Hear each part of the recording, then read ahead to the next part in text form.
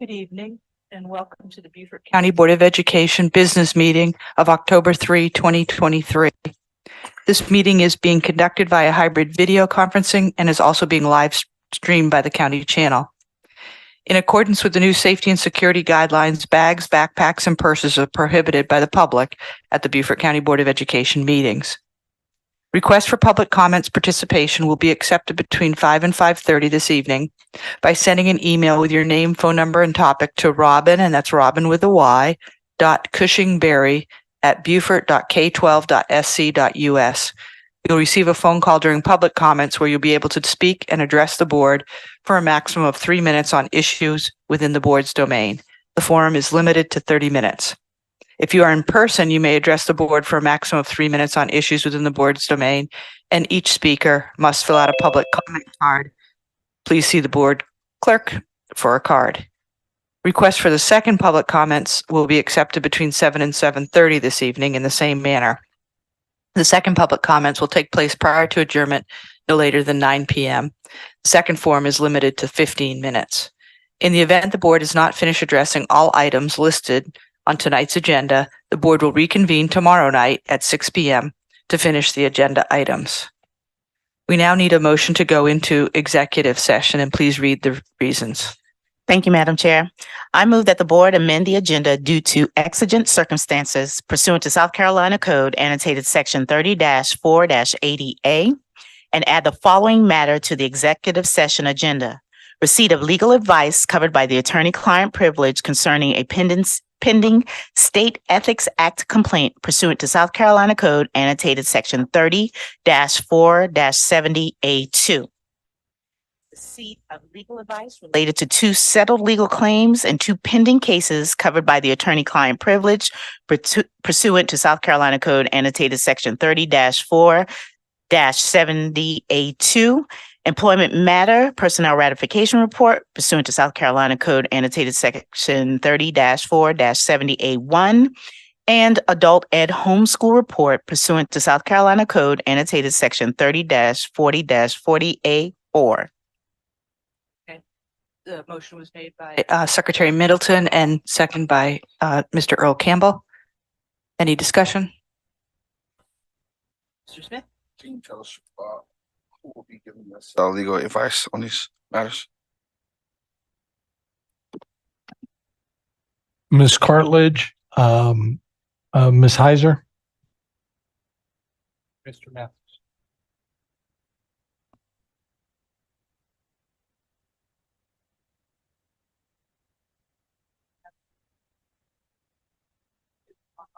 So, all right. So, I guess the easiest thing to do is roll call. So we'll go the opposite way tonight. We'll start over here and go this way, and I'll go last for the people in the room, and then we'll have the people online say their name out, go in alphabetical order, and their vote.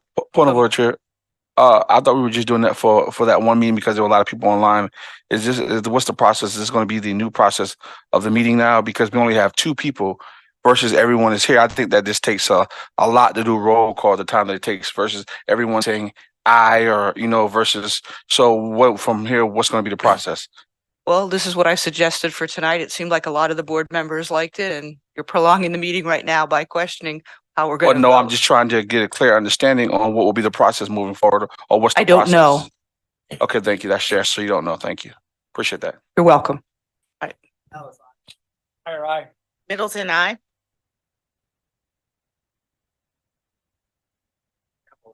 Blind side. I think we have Hay and Wisniewski. Hay? Hay, aye. Wisniewski, aye. All right, and so the motion carries unanimously, and we have 1 person absent. Correct, Ms. Boatwright. All right, so we'll go into executive session down in the conference room.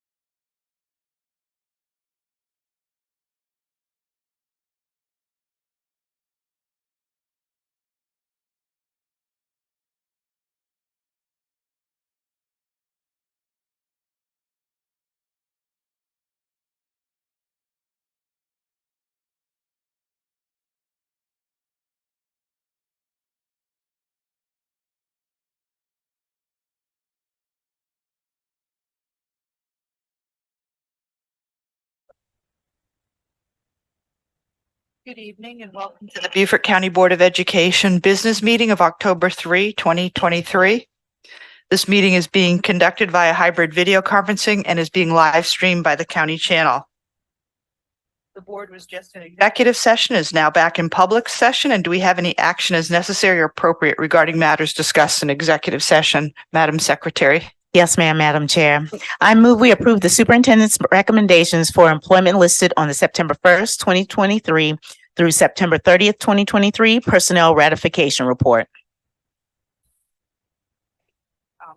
Ms. Boatright, second the motion. Any discussion? All right, we're doing roll call. And Ms. Boatright, you're first. People in the room are going this way. Middleton, aye. And online? Hay, aye. Wisniewski, aye. And Quad's aye. Smith, aye. Okay, the motion carries unanimously. Madam Chair, I move that we accept the superintendent's recommendation for the monthly adult education homeschool report for October 3rd, 2023. All right. Mr. Dallas, second the motion. Vote right. Middleton, aye. Smith, aye. Nay, aye. Quad's aye. Wisniewski, aye. Hay, aye. Thank you. All right, motion carries unanimously. Madam Chair, that concludes all of the motions coming out of executive session. Thank you. Next, we will have approval of the agenda. Madam Chair, I move that we approve tonight's agenda. Do we have a second? Okay, Ms. Boatright? I actually, Oh. well, I'll wait till you second. I have, Okay. Well, do you want to second it? no, I'd like to make an amendment that we remove. Okay, so we need second first. Okay. Okay, Ms. Gordon? All right, now your And I amendment. can't remember if I just have to make an amendment to the motion, but I'd like to remove OE5 off the consent agenda. Yeah, and you can do that actually even, without having the motion. Okay, Then never mind. all right, that's fine. So we'll move that to under board business action. Okay. So all those in favor, we'll start with you again, Ms. Boatright. Middleton, aye. Smith, aye. Nay, aye. Quad's aye. Hay, aye. Wisniewski, aye. All right. Motion carries unanimously. And we moved the OE5 to the business action. All right, next we have the Pledge of Allegiance.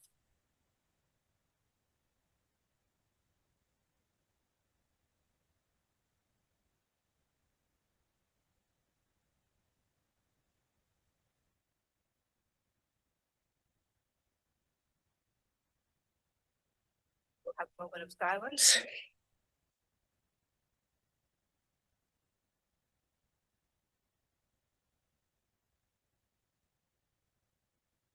Please be seated.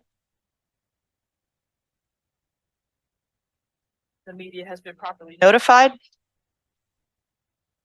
Next, we have our student performances.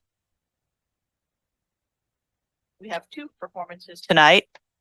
First up are the Ladies Island Elementary Singing Ospreys performing I Love the Autumn by Teresa and Paul Jennings under the direction of music teacher John Bittner.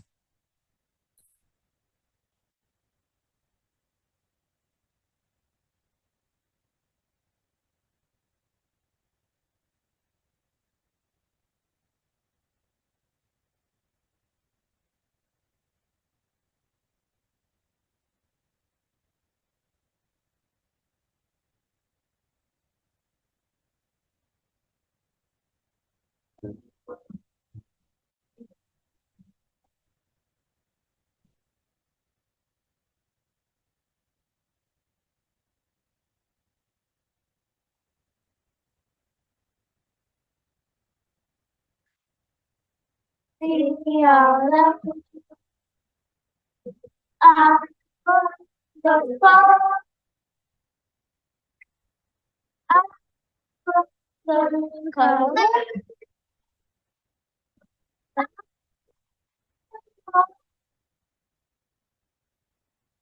There snuggle sings and I run sleep.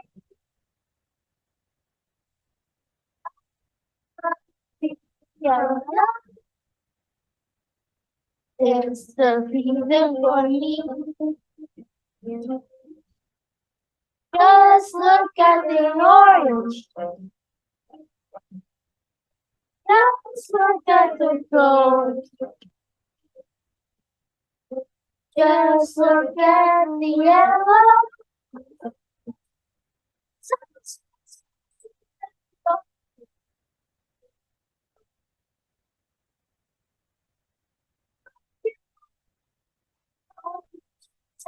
Brown. The trees slide onto the ground, but it's the rain that goes through my head. Comes around. Your love, I love the fall. I love the color.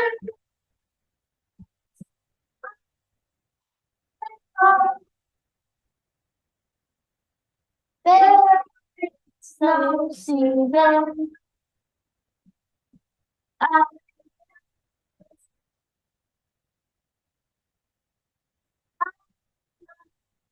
your love is the season for me. The season for me.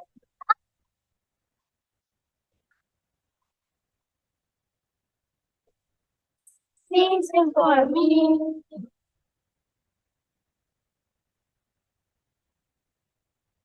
It's the season for me.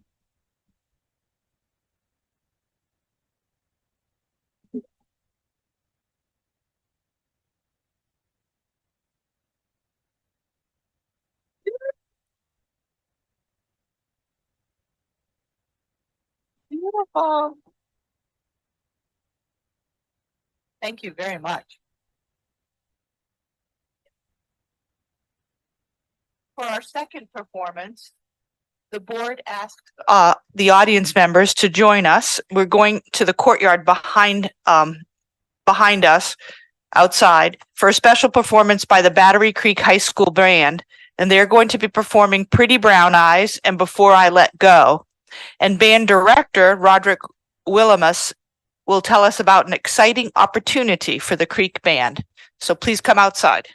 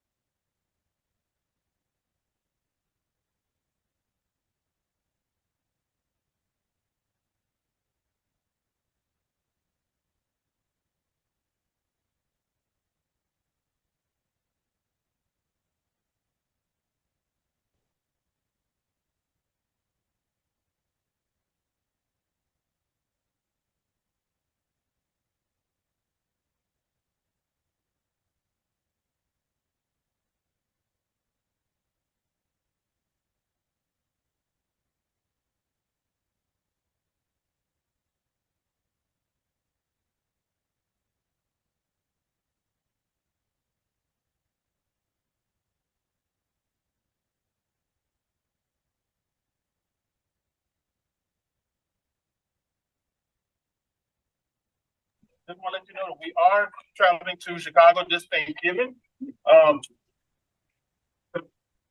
As my grandma says, free penny.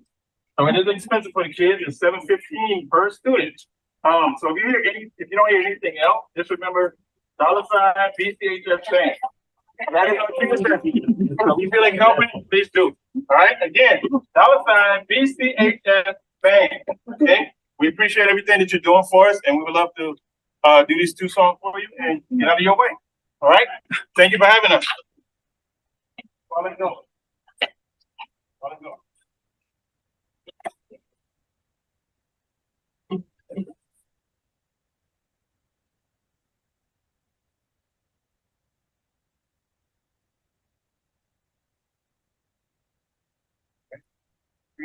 Listen, 2, 3, 4.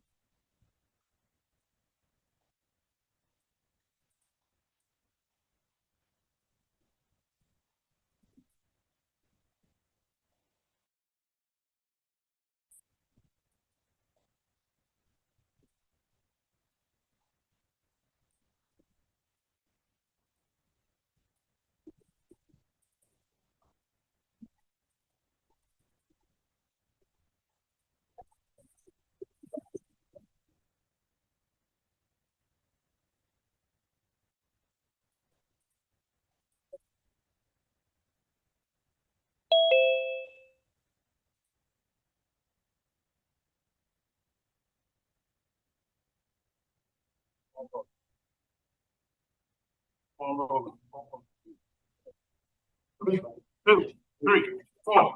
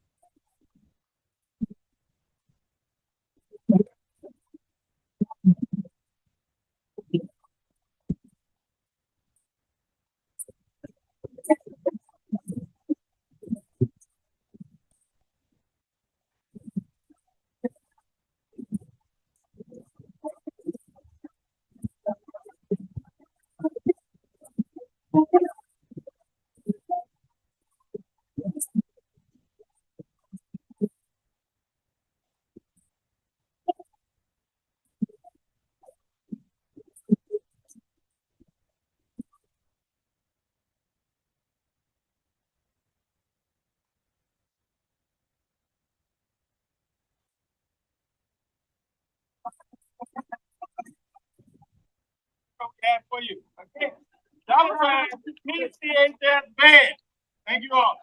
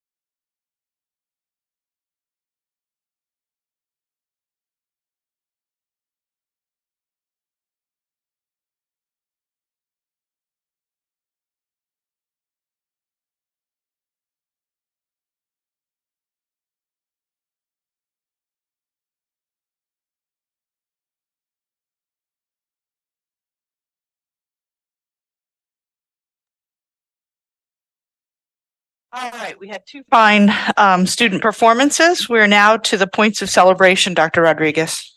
Thank you, Dr. Guads. This evening, with points of celebration, want to share with you that last month, Coosa Elementary School received the excellent news that they are recognized as a 2023 National Blue Ribbon School. The U.S. Department of Education made the announcement recognizing deserving 353 elementary, middle, and high schools across the country. In case you missed it, we have a video for you to view this evening.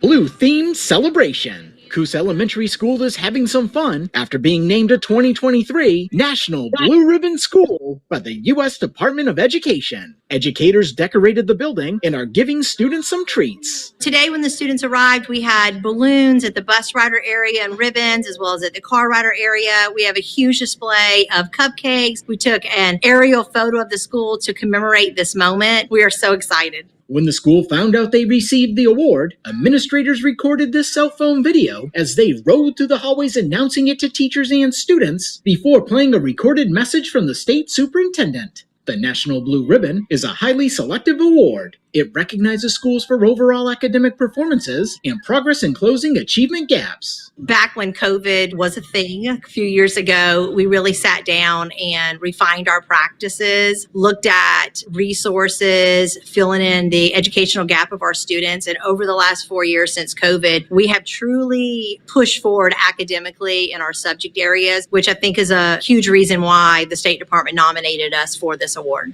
353 elementary, middle, and high schools across the country were recognized for earning the award. A school's National Blue Ribbon status does not expire. We're so excited for Coosa Elementary School because being a National Blue Ribbon school is one of the most prestigious awards that could be bestowed upon any school across the country. Earning an award like this doesn't come by accident, but it is as a result of the hard work and the dedication of the teachers, the hard work of the students, the community, the families, and everyone associated with Coosa Elementary School. So congratulations, great job. Coosa Elementary is proud of its teachers and students and is thankful for all the community support the school receives. When we found out last week that we had achieved the award, it really validated all of the hard work that the teachers and the students and the staff members put in on a daily basis, but especially our parent support, as well as the community support that pushes into our school and our students outside the school. So this is a huge validation of all of that hard work and the relationships that we've built over the last few years. This is the third time a district school has been recognized as a National Blue Ribbon School.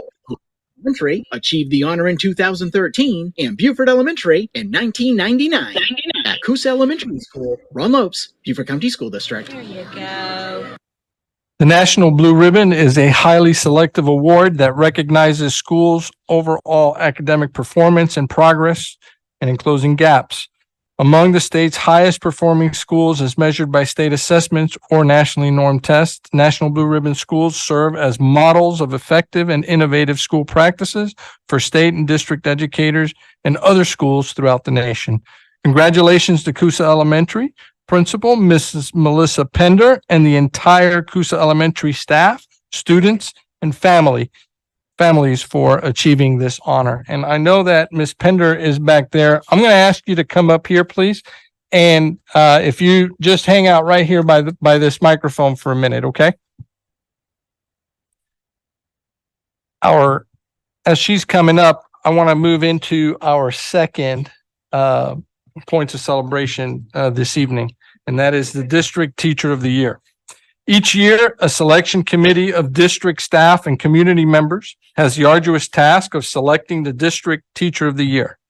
The District Teacher of the Year represents the talented, highly qualified teachers in our district.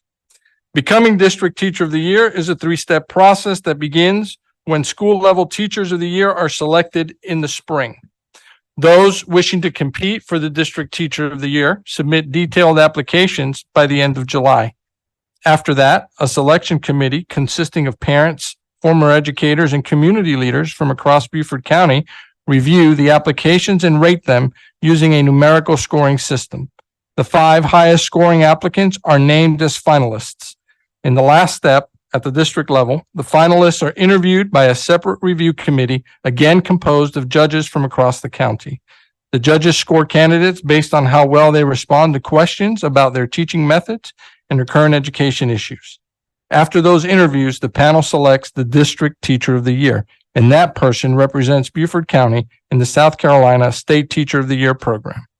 In case you missed it, we have the surprise announcement video for you to view tonight.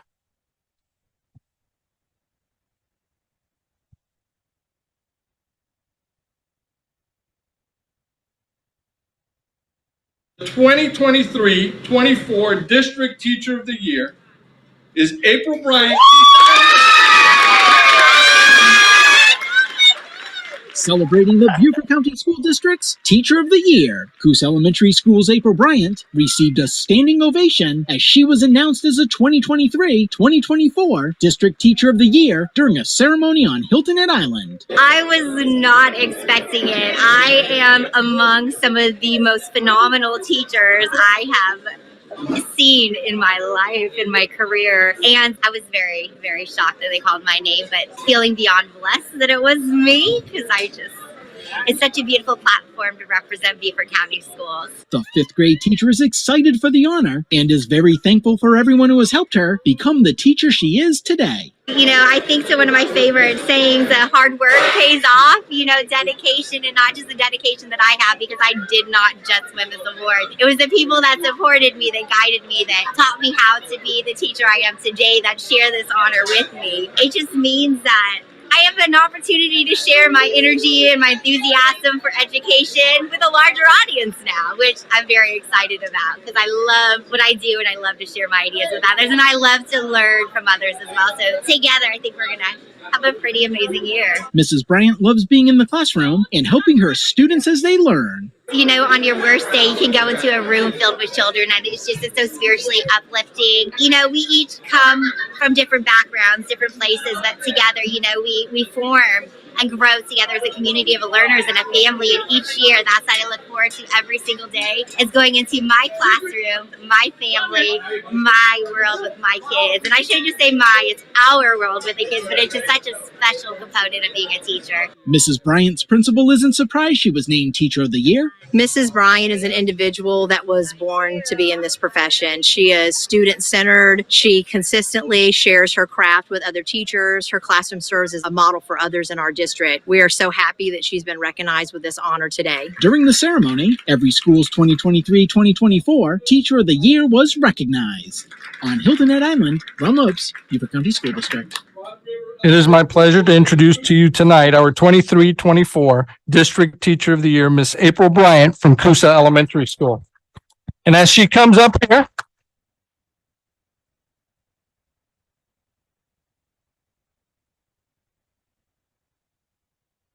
I want to give her a few moments to say a few words, and then I'm going to ask Miss Pender to close us out with commentary on our Teacher of the Year and the National Blue Ribbon. Okay. Ms. Bryant.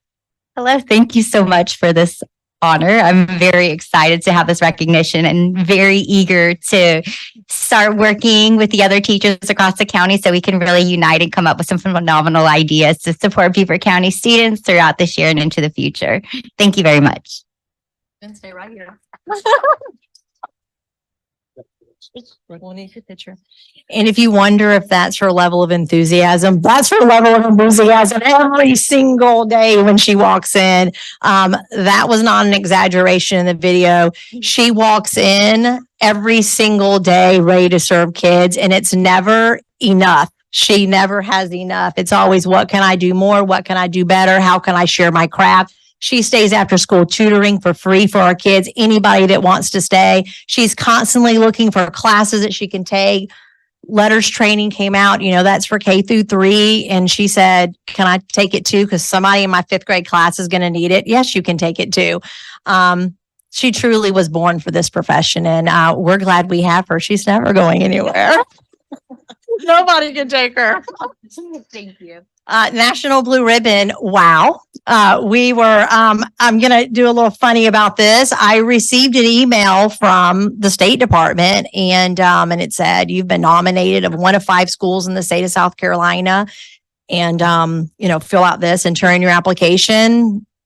And I threw it to the junk because I thought it was fake and someone was trying to get me to open it up and get in trouble for opening up a link out because I thought 1 of 5. I mean, how's it even possible, right? So then a couple of days later, I was like, maybe I need to go back and look at that email to make sure, was that really fake? Because there is a National Blue Ribbon Award. So then I called the State Department and said, I received this email and you're at the bottom of it. Is this really real? And they said, this was real. This is real. So we were very honored. We filled out the application and so we're quite happy about it.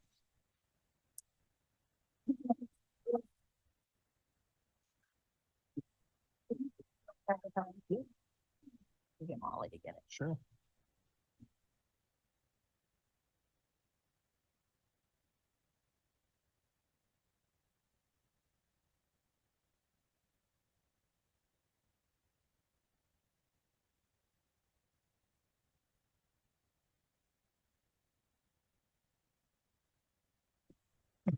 That concludes our points of celebration. Thank you.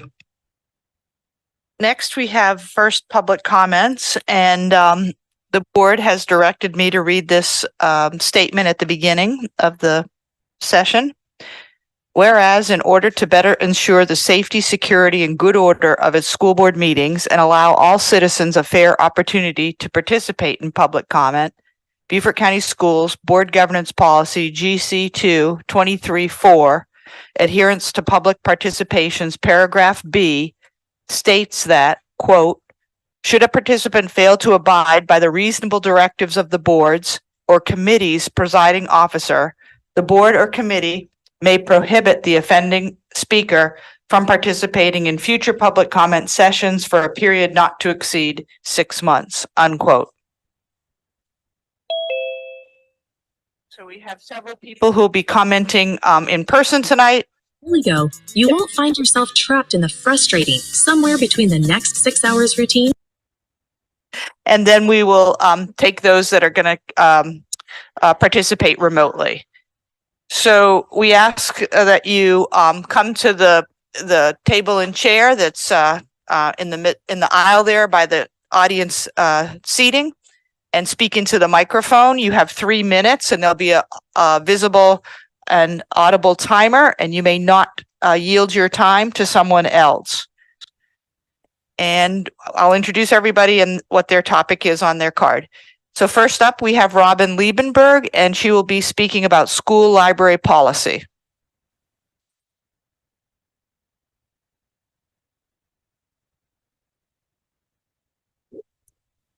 Thank you. Good evening. Tonight, as a FAB member, I am speaking on behalf of the group. This week is Banned Book Week, a celebration of intellectual freedom and the right to read that has been hosted by the American Library Association since 1982. We have noticed with concern our state superintendent, Ellen Weaver's move 2 weeks ago to cut ties with the South Carolina Association of School Librarians because it lacks discernment concerning parents' efforts to challenge library books. This indicates even our state education leader knows nothing about the rigorous review process books undergo to land on our shelves in the first place, nor the protocols in place for parents to object. We have seen a dramatic increase in attempts at censorship, both nationally and locally, in the past 2 years. An investigative report from the Washington Post indicates that 11 people, 11, are responsible for 60% of the record 2,571 challenges to unique titles nationwide in 2022. As a comparison, just 5 years ago, there were only 262 unique titles challenged, and 4 years ago, just 190. We need to be asking, what happened? In our particular case, there are 2 people fomenting censorship in our community of 190,000. 2. Research from everylibrary.org indicates that 72% of parents do not agree with limiting the right to read in our schools. Do not be swayed by the hostile and divisive rhetoric from this minority, please. The FAB community, could you please stand? Is here tonight to remind you that this small group does not represent the whole of Beaufort County, just themselves. And when these 2 people hand you the next list of 97 books, and it is coming, we are hoping you require they follow the established procedures you ignored last year, so we can avoid wasting precious tax dollars and Beaufort County personnel's private time, unpaid, on their rogue agenda. To the 8 board members who continually vote to uphold the review committee's decisions, thank you. Thank you for upholding intellectual freedom and the right of all students to see themselves reflected in the books available in Beaufort County School District libraries.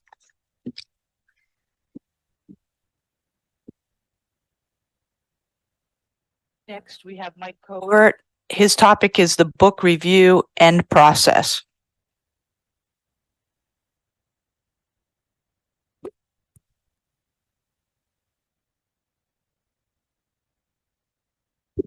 Good evening, School Board and Dr. Rodriguez. Aside from 3 of you, the community has lost faith and trust in you. You're no longer serving the good of the community, rather serving the good of loud, obnoxious, unstable, and politically motivated. Yes, I'm speaking about those politically motivated in the public clamoring for the acceptance of all 97 books the other complainant and I put forth back in September, October 2022. I say politically motivated because if they were not political in their attacks, they have become as apoplectic with the four books that the review committees and your subsequent approval to be removed from library shelves over the course of this exercise as they were with us requesting them to be shelved until further inspection anyway. I want you to study the South Carolina Attorney General opinion of September 1999 to our House of Representatives Henry Stiles of Due West, South Carolina. I urge you to read Beaufort versus Amber Realty Company, where the presiding justice said, and I quote, "A nuisance may be the right thing in the right place, like a pig in the parlor instead of the barnyard," end quote. The claim we have made is that these books in question are vulgar and lewd. Remember that, vulgar and lewd. Has legal connotation, as our own South Carolina AG Oakland reads, quote, "The First Amendment protects against censorship of the public school library, but does not prohibit removal of the indecent or offensive material from the school library. If the motivation of school officials is not to suppress ideas, but to remove a pervasively poor book or book which is deemed educationally unsuitable, the removal is constitutionally valid. School officials have a duty under the law to protect school children, all school children, from indecency and lewdness. I want you to look at the Attorney General of South Carolina again.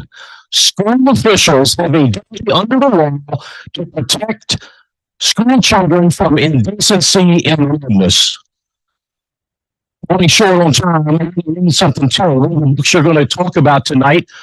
If history repeats itself, albeit very quickly, is a book named Oryx and Keep by Margaret Atwood. The review committee gave it glowing reviews and recommended putting it back on the school library shelves. This is the story of a young man who helped destroy the world who becomes his best friend's girlfriend, who they found on a child pornography website. Quoting from the book, after a few minutes of hesitation, the children squat down in a half circle, boys and girls together. It's discouraging how good everyone gets without mirrors. Still, they're amazingly attractive. These children, each one naked, each one perfect, each one a different skin color, chocolate, rose, tea, butter, cream. Your time is up. Thank you.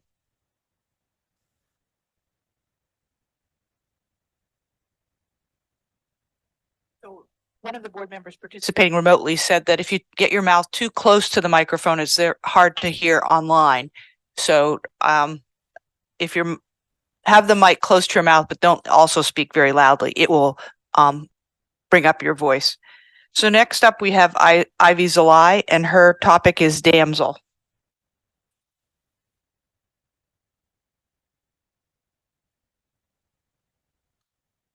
Tonight I'm going to read 3 reviews from Damsel from Amazon. This book was voted to go back into the library circulation with no restrictions. From A. Cooper, this is not YA, meaning young adult. Read before purchasing. I was sent a finished copy from a publicist in exchange for a free and honest review. All thoughts are my own. This book is not for teen readers at all, and this should not be labeled as young adult. This book has graphic depictions of rape, sexual assault, threats of killing, and animal bestiality, sexual violence, and strong language of both profanity and describing human anatomy. This isn't recommended for sensitive readers and any teen under 18 due to the disturbing content. Katie says, this book should not be marketed for kids. Reviewed in the, let me start by saying that I absolutely no idea why this book would be marketed to children. It deals with sexual assault, which I know can happen to children, but it includes explicit sexual descriptions and sexually deviant acts that do not belong in kids' books. Zarin Reynolds states, not for a teen audience. I will begin by admitting I only made it halfway through this novel before stopping in disgust. I literally couldn't stomach it. The further I read, the more nauseated I became. As a high school teacher, I read a lot of young adult fiction, and I'm not usually squeamish about sex and violence. However, this novel combined sex, violence, and the powerlessness of women was incredibly upsetting. The big reveal was obvious early on and innovative, but did not make up for watching a helpless young woman by continuously thoroughly abused and terrorized. Now I'll read a passage from the book Damsel. He did not wait for an answer, and still he did not free Emma's hands. Holding them both in one of his, he managed to twist free the buttons of his trousers, and then he guided Emma's fingers to the shaft of him. A noise like a hiss escaped from Emery as he used his hands to wrap Emma's fingers around his yard. His yard is his penis. It was hot and hard, with a dew-wet drip at its tip. Emery moved Emma's hands with his grip, up and down, slowly at first, and then faster, until with a grunt and a groan and a spasm so tight that the knuckles on Emma's fingers cracked, a jet of warmth spilled out of him and trickled down Emma's hands, still encased in Emery's. A moment passed, during which the only sound were Emery's labored gasp and the intermittent squeaking of carriage wheels when Emery's breath had quivered. He cleared his throat and released Emma's hand, which were still wrapped around the king's yard, now softening and shrinking.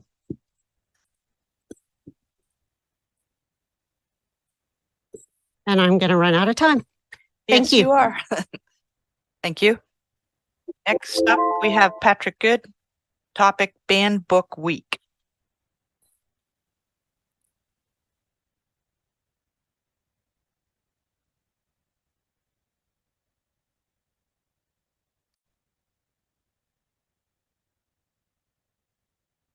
Thank you for the opportunity to address the board. I am Patrick Good, president of Beaufort Academy's chapter of DALO, Diversity Awareness Youth Literacy Organization. On behalf of DALO, I want to thank the board for continuing to support these books and upholding the book review committee decisions. I sincerely hope you will do that tonight as well. This weekend, I had the opportunity to interview 17-year-old Sydney Keys III, founder of Books and Bros, a national organization for a national book club which provides books to young Black boys in which they can see themselves represented. Sydney started Books and Bros at the age of 10. When he was first taken into a bookstore that specialized in African American literature, he recently published his own book, which includes a recommendation reading list of Books and Bros selections. When reading through that list, I found many of those books had been banned nationwide and some recommended in our county. But because they were education and empowering for young people of color, and we have to wonder if in fact, the reasons they have been banned. If only people who try to ban these books would actually read them with an open mind and an open heart. Perhaps they too would see what DALO already knows to be true. These books on diverse viewpoints and difficult subjects have the power to inspire, uplift, encourage, and unite. They bring people together and make us more understanding as individuals and as a community. I hope you will think about that as you vote on upholding the book review committee decisions once more. Thank you again for your recent votes and hopefully your votes tonight.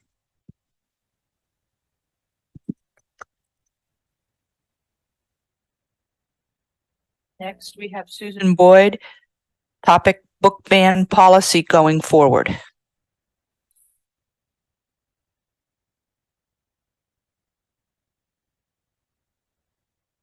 Evening.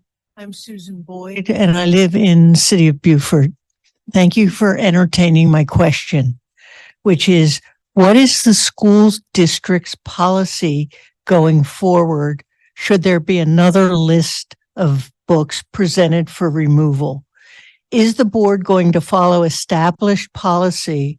That is, objections need to be in writing and any objection has to be specific and presented in person. Can the school board answer what we're going to do about the next list of books? Thank you.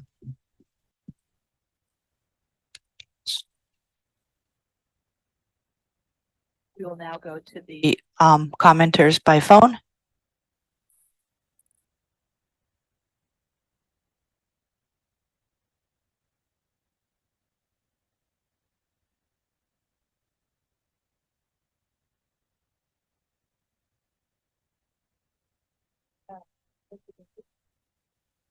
You for public comments, you'll have 3 minutes. If you would state your first and last name and your topic, I'm going to put you on speaker. Are you ready? Go ahead, sir. Good evening. Can you hear me? Yes. Okay. My name is Richard Busy. I want to talk tonight about Dr. Rodriguez's evaluation. The superintendent signed a contract with Dr. Herb Berg on October 14th of last year to provide consulting services. Dr. Berg's scope of work included, and I'm quoting now, advise on strategies to build a successful school bond referendum program that will generate majority support from the Board of Education and the community. The maximum value of this contract cannot exceed $55,000. On July 30th of this year, Dr. Rodriguez entered into another contract with Dr. Berg. This agreement was identical to the agreement signed in October of last year. The maximum value of this contract cannot exceed $30,000. So as much as $85,000 in public funds will have been spent to promote the passage of the $439 million school district bond referendum on the ballot in November. I believe that this violates Section 813, 1346, and that provides that, I'm quoting now, a person may not use or authorize the use of public funds to influence the outcome of an election. Now, the school district will undoubtedly claim that the hiring of Dr. Berg is intended to simply help educate the community about the referendum. Well, the contract language clearly states that his job, and again I'm quoting, is to generate majority support from the community. There's nothing in the contract that specifies inform and educate. I believe that Dr. Rodriguez violated state law by signing the two contracts.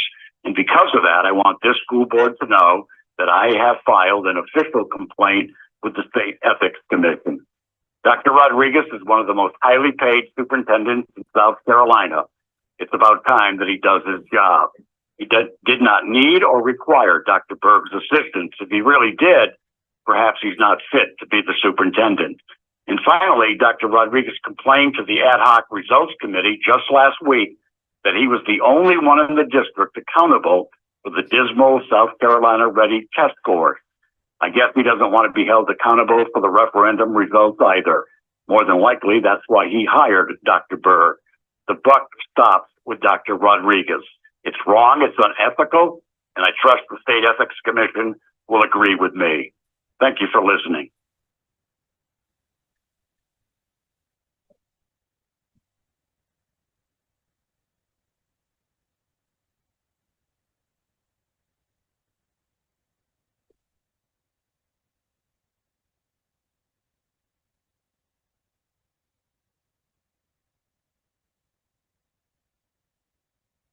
Hi, Angela. This is Robin. I'm calling for public comments. All right. If you would state your first and last name and your topic. Can you hear me? Yes. I'm going to put you on speaker. Are you ready? Go ahead. Good evening. This is Angela Rosillo. Tonight, I would like to bring up 3 separate topics, and I will try to do so quickly. First, I want to make the board aware of an issue going on at May River High School with a student who has so far in the past 6 months injured 5 teachers and 2 students, 5 of those being in the past week. The child has been allowed to return time and time again. I am concerned for the safety of my own children and the staff, teachers, and other children in the building. If adults cannot keep a handle on this child, what's to say this isn't going to be an ongoing thing?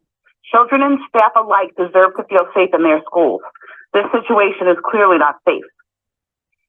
Second, I would like to bring up the fact that I do not feel the selection process for the book review committee is a fair and random one. It seems that to be selected, you have to put your name in the proverbial hat several times in order to even stand a chance. To make it fair, each person should be limited to 1 entry each, and then have the randomized selection process. Not everyone has the time or patience to enter their names dozens of times. Third, I would like to bring up that a novel involving anal sex is being used as the core novel in Honors English 3 at May River High School. Out of all of the beautiful literature in the world, the teacher has selected this novel in order to instruct the students on English literature standards. This breaks board policy as it is written under Beaufort County School District Board Policy Handbook. I have spoken with the vice principal, the principal, and Dr. Cox, and still have gotten nowhere in this matter. This is not in the library. This is being used to teach standards in the English curriculum. It is not a science class. The teacher is not supposed to be teaching sex education or reproduction in English. Therefore, he is breaking policy. Additionally, students who opt out of that book are given what seems to be punitive work in reading and are excluded from the class for the entirety of the unit. There is no reason at all that an adult man has to discuss anal sex with minors in a classroom setting to get comprehension across. This should be removed immediately. Finally, to those board members who vote to uphold the law and try to keep pornography out of our schools, I support you, and you have the support of Gays Against Groomers. Thank you.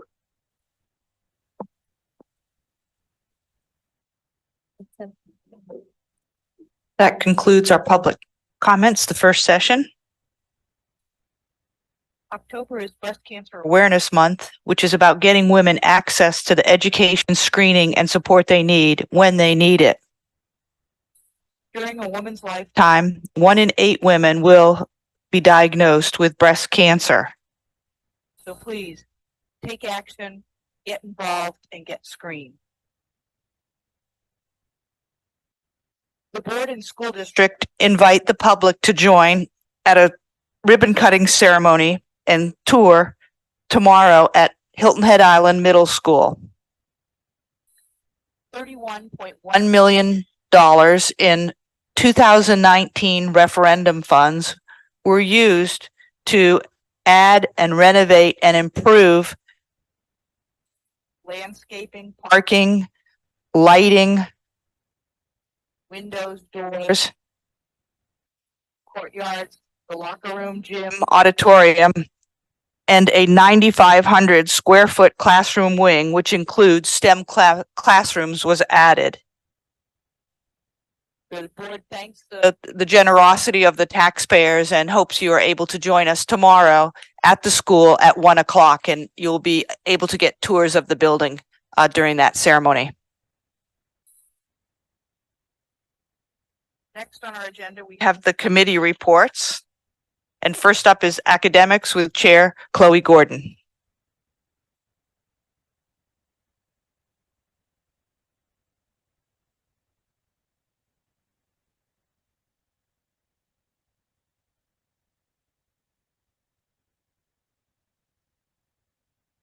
Thank you, Madam Chair. The Beaufort County School District's academic committee met on September the 27th with Dr. Stratus and her team. It was live streamed, so it was open. The committee met and discussed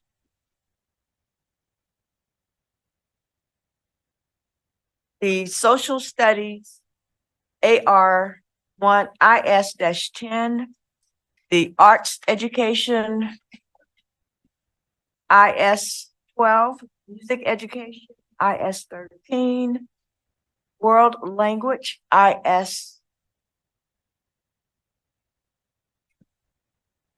All righty. And the virtual learning ARIS-39. They are on the board if they'd like to look at what was presented, what was the discussion. Dr. Stratus is here if there are any questions about those ARs that were up for discussion. We also discussed the bylaws of the Beaufort County School District's Health Advisory Committee. Oh, I'm sorry, Ms. Boatwright. No, sorry. Thank you. One question I had was, and this is, something kind of personal, but I was reading the music one and I didn't understand the choral one. Let me pull it back up here, where it says that basically people will have different levels, which is true. Sorry, I'm navigating here. So music education. choral students come to us from a variety of musical backgrounds and experience. A choral classroom may consist of students who perform at novice levels as well as students who perform at advanced levels. Moving from grade level based model to a proficiency based model allows teachers to meet students at their individual ability to differentiate learning most effectively. So I'm confused. Are we moving from grade level to proficiency, or is that what this is saying? It's not telling me what we're doing. It seems like it's a good idea. Madam Chair. Mhm. Good evening, board members. I have Ms. McKenzie here this evening, who was the author for this administrative regulation. I've asked her to come forward to give some explanation on that clarity. Thank you, ma'am. Thank you so much, board members, and thank you for the question. That really addresses our high school predominantly, so that it allows our 9th, 10th, 11th, and 12th grade students to be within a class, but their levels to be indicative of those three: novice, intermediate, and proficient, to be addressed by the teacher. Because I guess my question was, if you don't mind me following up, I thought that's what we had was proficiency. We had like introductory, whatever. But then I was not sure if that we were saying that we'd had been at grade level and now we're moving to proficiency, or we're just acknowledging proficiency is a good thing. We're acknowledging that proficiency is a good thing, and we wanted to update it so that the language was in here for the community. Okay. I just needed clarification because it sounded like it was going somewhere, but I wasn't sure where it went. It's funny. That's exactly the thing I noticed in the same document. But I was wondering, I noticed we have band and orchestra are not included. No, those are not included as a separate, those are a separate one. And So- how is that set up right now? Proficiency or grade Proficiency as level? well. Proficiency as well. Once Okay. we get to the secondary level, Thank you. proficiency. And middle school, they're still by grade level. I would like to see proficiency across schools. Have we considered for those children who have advanced beyond what the school has available? I mean, if we're going to have high level choir, band, and orchestra, we're going to have some sort of all district, all county. You are thinking very much on the lines that we are. We are putting that in place now. We currently do have all county, but we are looking beyond that as a way to serve those students who their talent is at that proficiency level or higher, the advanced level.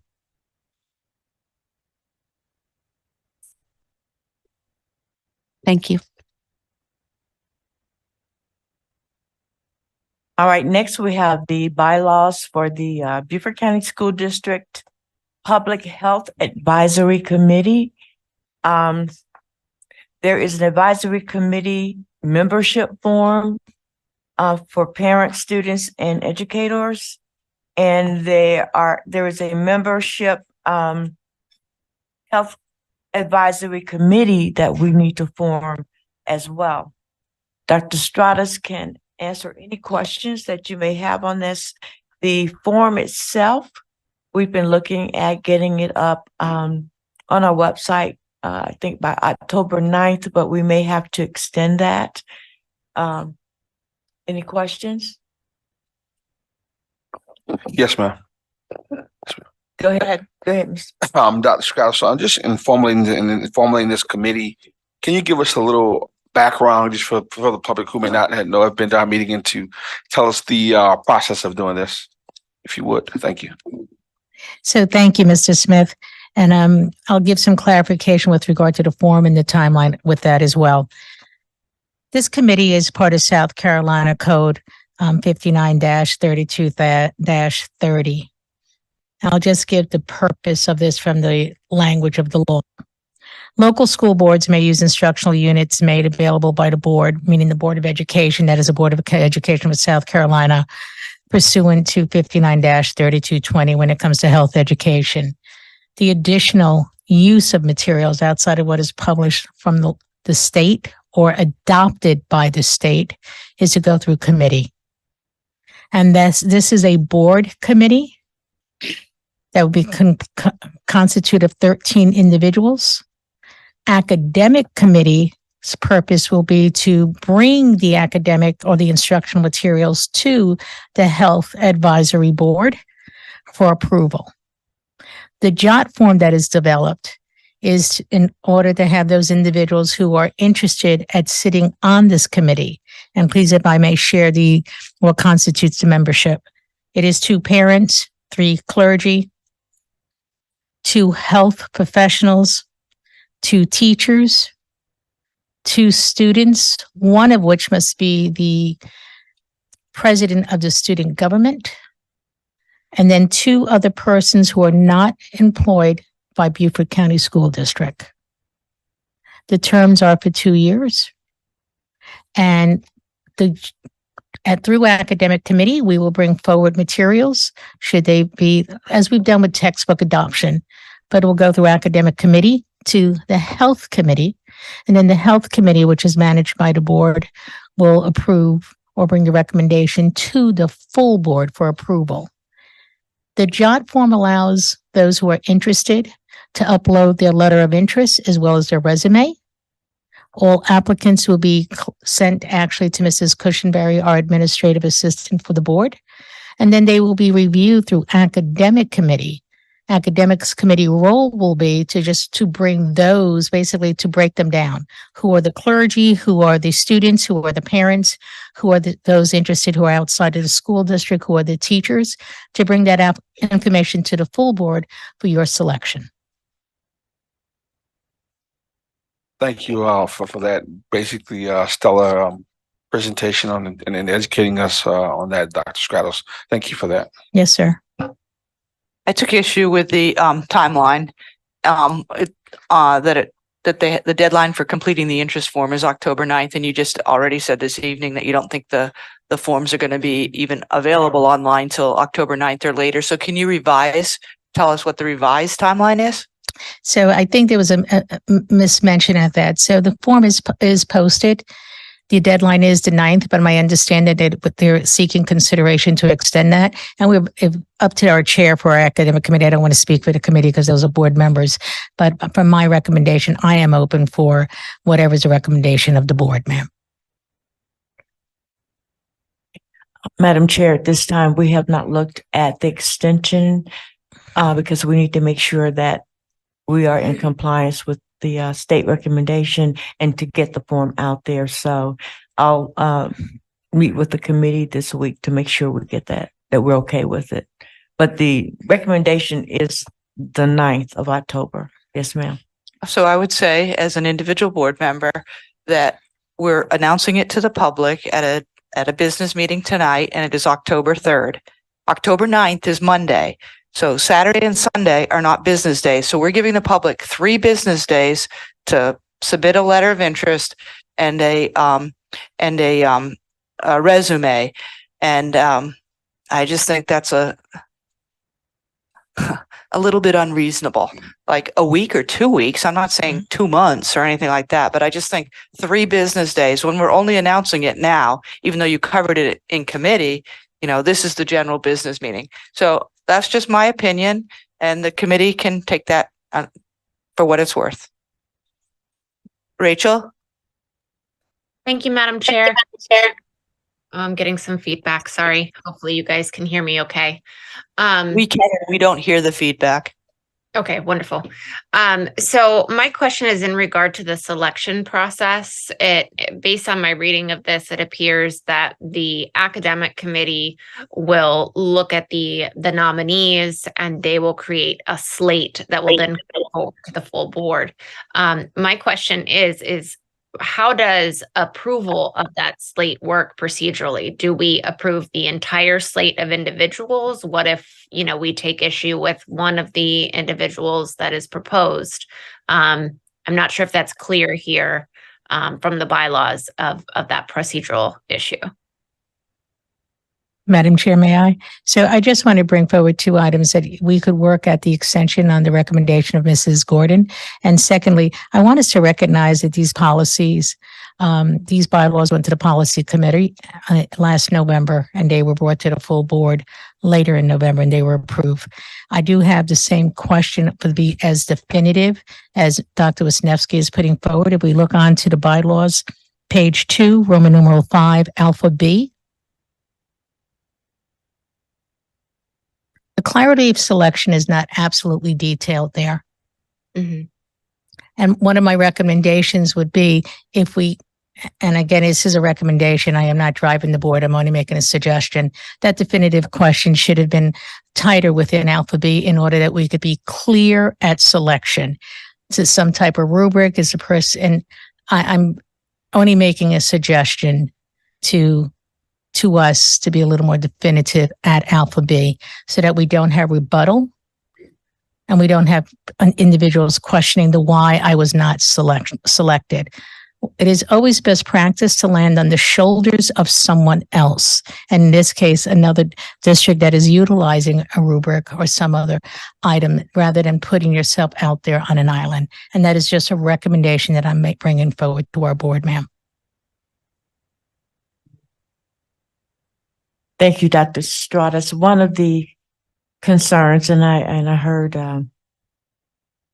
Ms. Rachel, is that this was presented a year ago and no action apparently. So we're trying to comply. But you're right. We also need to make sure that people can apply to this particular form. And I have no problem with an extension if the full board is so inclined, because this is about getting this committee up and running. So, 2 extra weeks is okay.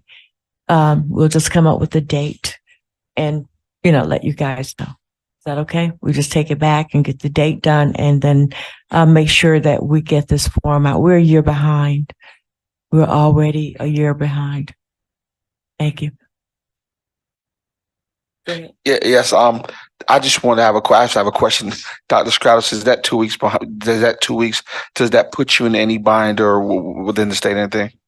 Not at this time, sir, because we don't have instructional materials right now in the sense that need to be reviewed. I think what is much more concerning is to make sure that we're giving the opportunity to the public to apply, and as well that we're aligned with what the board would like to see the language within the bylaws, sir. But so we're in a position right now that we're not reviewing materials.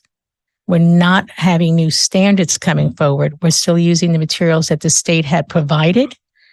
And when that's where we are at this time. I would like to bring those materials just as a reminder up to our board or actually to our health advisory committee when the time allows. But these items have been in place for quite some years. A new adoption is coming forward within the year. So it would be good to have everything aligned properly within the year. But I do strongly suggest that we get our committee up. It is the law. Well, thank you, Dr. Scribes. I do thank you and Mrs. Gordon, because I did attend that meeting and I wanted to live to discuss this and also made notice that this is a living document and you were willing to work to get this process done correctly. So I thank you both for that. Thank you. Thank you. If there are no more questions. Thank you, Madam Chair. Presentation.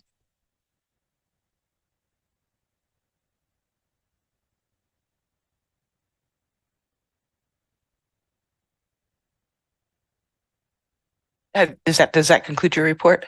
Okay, thank you kindly. Next up, we have ad hoc results, which is Chair Ingrid Boatwright. Thank you.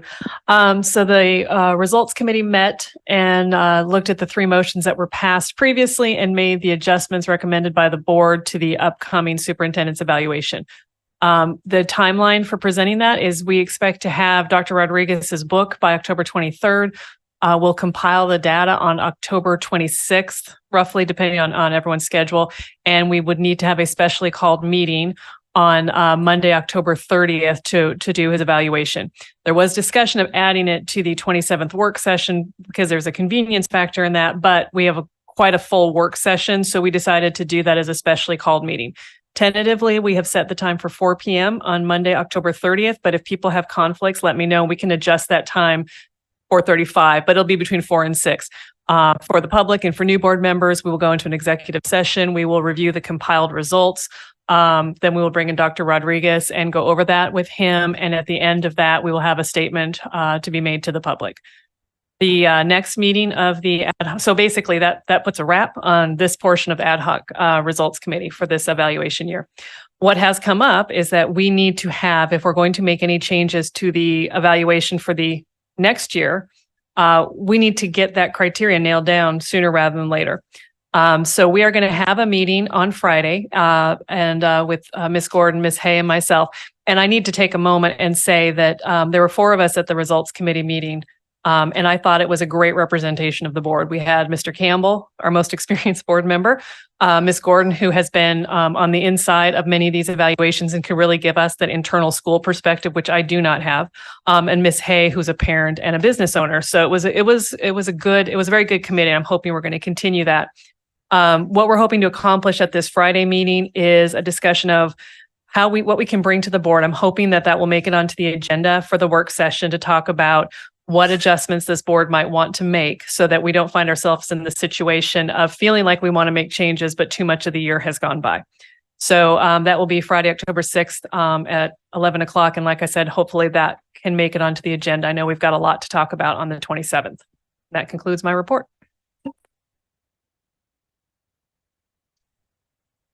Thank you. Next up, we have Finance Committee, Chair Guyer reporting. Thank you, Madam Chair. The Finance Committee met on September 21st. And at that meeting, we were presented the monthly Board of Education budget. And as of 13 September, the board budget has been expended at a point of 13.9%. So we are well ahead of the funding curve. We got the monthly $100,000 report for the month of July and found everything as normal for the type of time of year. And that's a big expenditure time as we purchase items to get the start of school. We also looked at the transparency report for the month of July, which was about 90 some pages. We went line by line and found a few questions. All questions were answered appropriately. Ms. Denise Matson presented the executive summary for the ESSER funds, and I'd like Ms. Matson to come up and Robin, if you'd show the ESSER dashboard, please.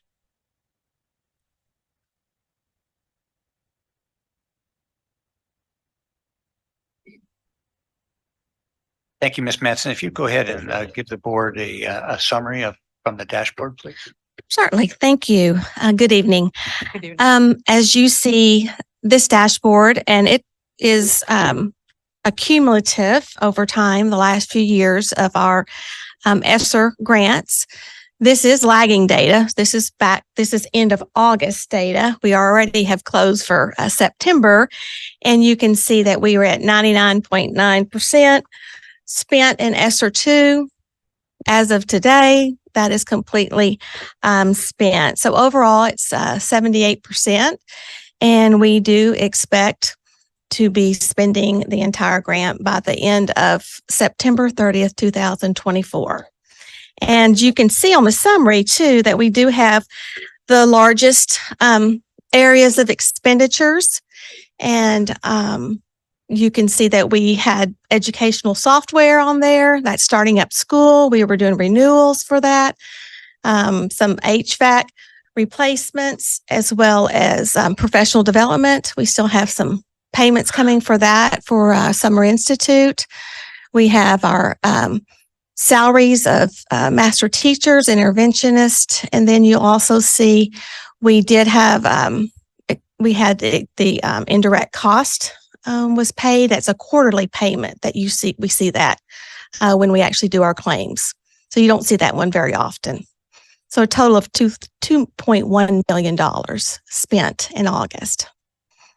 So was there any questions from the board on that report? Mr. Smith? Yes.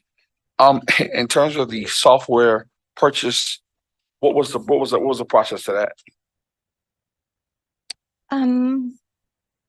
The process that would probably be better answered by Dr. Stratus on the educational software process. They decide that, and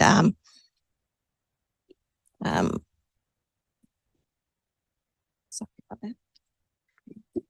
Hi, Mrs. Smith. I do apologize. I was reading something legal. The question was with regard to the process of acquisition of software. So it's from the onset of ESSER, we acquired iReady Reading, Reading Plus, were two of the primary softwares, as well as the software that is embedded in scholastic literacy, included as well. And then that was out of a need by monitoring data, looking what we needed at our schools. And we have reported the data results on using a little more of a prescriptive model at our schools. But then we also embedded some of the software that we needed to use that operates within our district. Case in point, Edgenuity, which is a course and credit recovery. Right? That availability of using ESSER for the time and place allowed reallocation. I don't want to speak for finance, but it did allow some reallocation at general fund to help increase our salary for educators. So we were able to acquire software that we use on a general practice to help our schools. Now, when we go through the process of new software, we do beta test it. We go through a pilot of individuals being involved as we did with Scholastic. We had a beta group of individuals. We make sure that the software that is involved is compatible with Mark Shohan's team and, information technology. So it's not only that we want to go purchase something, but we do get feedback. We do make sure it's compatible with the systems that already are within the district, sir. Thank you, Dr. Krause. And me asking that question is trying to understand if we are making or wherever we are enlarging our menu or not, and how are we moving towards the achievement gap, in terms of how are we making these purchases, and also within learning loss. And so when you said a couple of those first names of the program that you purchased, in that right immediately my my bell went off. The language was it was being reciprocated. So I'm just trying to digest that and understand that. So if I may, Madam Chair, just to build on that, in order to have sustainability of these software, I do want you to recognize we just did an add to the menu. We actually went through reviewing utilization of software in order to remove software that were not predominantly being used. And I found, and with feedback, found not to be cost effective for the district. So there was a balance as to bringing on board, but also removing software as well, so we don't incur additional costs to the system. Thank you for that. Yes, sir. Are there any other questions from the board? Yes, sir. Yeah, Dr. Wisniewski. Dr. Wisniewski. Thank you, Madam Chair. On the item listed under ESSER 3, it says master teacher. My question is, this is just the expenditures for the month of August. So is that just one master teacher at 95,000, or is that more for the month of August? That's more. There is included in that 9 master teachers and 1 high school interventionist. So okay, 10. Thank you for that. Thank you very much. Next item at the meeting, Ms. Tanya Crosby presented an executive summary on OE5 financial planning. That was a 1-page summary providing an overview of the most critical areas of the OE. The committee recommended as a whole the acceptance of that OE, but it's going to be brought up for a board-wide vote in the board business action this evening. Ms. Crosby also presented the fourth quarter FY23 financial summary. That's the end of the fiscal year, and these are non-audited results. There's more bills to be paid and revenues to be possibly coming in. But as of this moment, and we're going through audit right now, last year we had a increase of 2.2% in revenue over our budget, which was an amount of $6,495,000. And we underspent our budget to amount of $201,440. So that allowed us to bring our fund balance up to right now 19.9%, which means that we do not have to borrow money to get us through the rest of this year until the funds start coming in December. That's good news. Next, Miss Kaylee Yinger, is that pronouncing that right, please, ma'am? Would you please come up and talk about the Minority Women-Owned Business Enterprise Report, please? Is she online? Yes, sir. Can you hear me okay? Yes, we can. All right. I presented the semi-annual Minority Women Business Enterprise Report to the Finance Committee meeting on September 21st. Let's see. So our 6-month figure for our controllable budget was 128,000. And 10% of that is what our goal is to spend, which is around 12 million. Total dollars expended to certified minority women business was $452,785.25. So it's only 0.35% of the controllable budget. But our expended dollars for non-certified was $10,624,076. I'm sorry, $10,100,624.76. That calculated out to be about 7.86% of the controllable budget. So totaling out, we made out 8.2 or 8.22% of the controllable budget. Our goal is 10%. And if you check out the graph on the second page, you can see that we're trending upwards, which is something we haven't done in a few years. So we're slowly meeting our goal. We're working on getting more certified minority women business enterprises. The certification process is very difficult, but we're still continuing to reach out and do community initiatives to increase that. And do I have any questions? Question. Mr. Dallas? Thank you very much, ma'am, for the progress that's being made. Can you sort of give just a little definition on what type of community-oriented programs you're using to increase the numbers of minority women business enterprises? Thank you.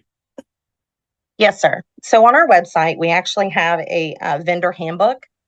And with that, there are also links under the community tab and then working with the district that gives information to the community on how they can become certified. We also hold semi-annual meetings to propose future projects. We do that by running local ads in the newspaper, in the radio, and those are typically done in February and August. In the spring of 2023, we held our annual minority vendor fair, and we work with CBRE Heary, our project management company, to do outreach with that as well. And on the suggestion of Colonel Geyer, I recently reached out to Executive Director Harris from the Black Chamber of Commerce to extend an offer for a meeting to engage our community as well.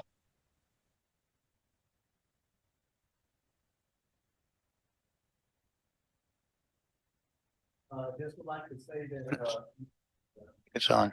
Okay.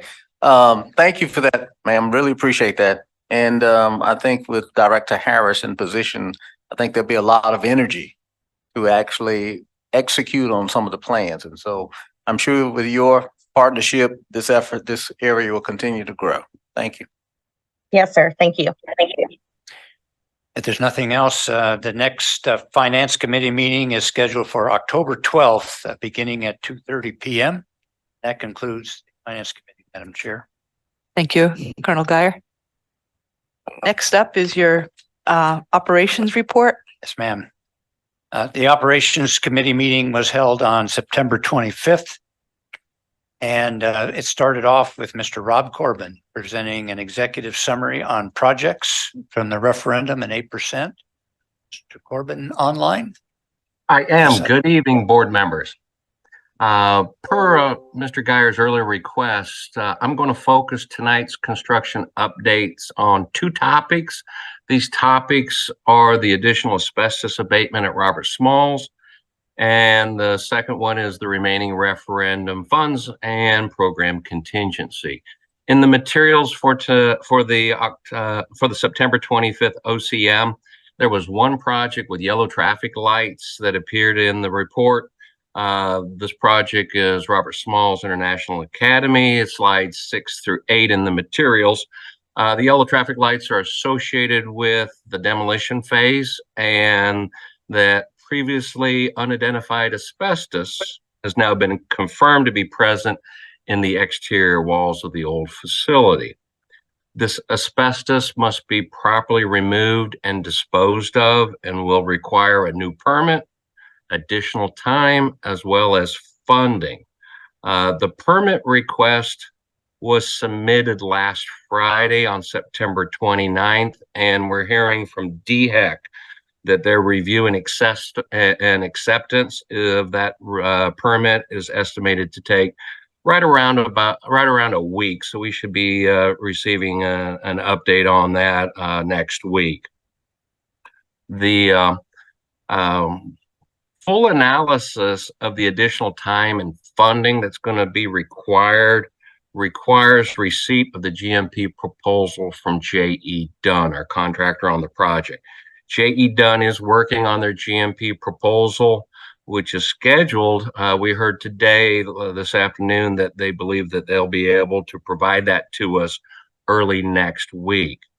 From meetings that have been taking place with J.E. Dunn, it's forecasted that this additional asbestos abatement could require somewhere in the range of 4 to 5 additional months to complete, and the dollar amount could require board approval. I will mention that it is imperative to keep the demolition phase moving forward. And once we receive this additional proposal from J.E. Dunn and we have it analyzed, we'll be able to provide additional updates and details, and that will be forthcoming when available. Before moving on to the next topic, I'm going to go ahead and pause at this point to see if there's any questions related to this additional asbestos at Robert Smalls before moving on. Ms. Gordon? Thank you, Madam Chair. Thank you for the information you're giving us. Something kind of tweaked me was you're just finding this asbestos, or with the work that's being done on that school, here it is, September, school has started again, and our children and teachers are in that school. Why? It's the old school. Old school. Oh, When we're tearing down. apologize. They say it's the old school. Yes, I was in the old one. Yeah. Okay, thank you. No question. I think you can go ahead and move on, Mr. Corbin. Thank you, Mr. Guyer. Moving on to the second topic, the remaining referendum funds and program contingency. What I'd like to do is begin with the financial update from our last Operation Committee meeting from slide 73 in your materials. And the figures I'm about to share were as of the end of August. The financial update is being reported with a green traffic light. Current referendum budget is still at $375,710,000. The paid and committed funds total just under $365.9 million. Paid expenditures total just under $263.5 million. And remaining available funds, including contingency, at that time totaled just over $9.8 million.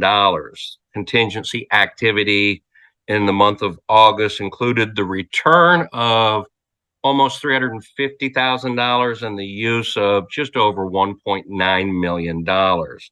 The contingency that remained at the end of August totaled just over $2.3 million.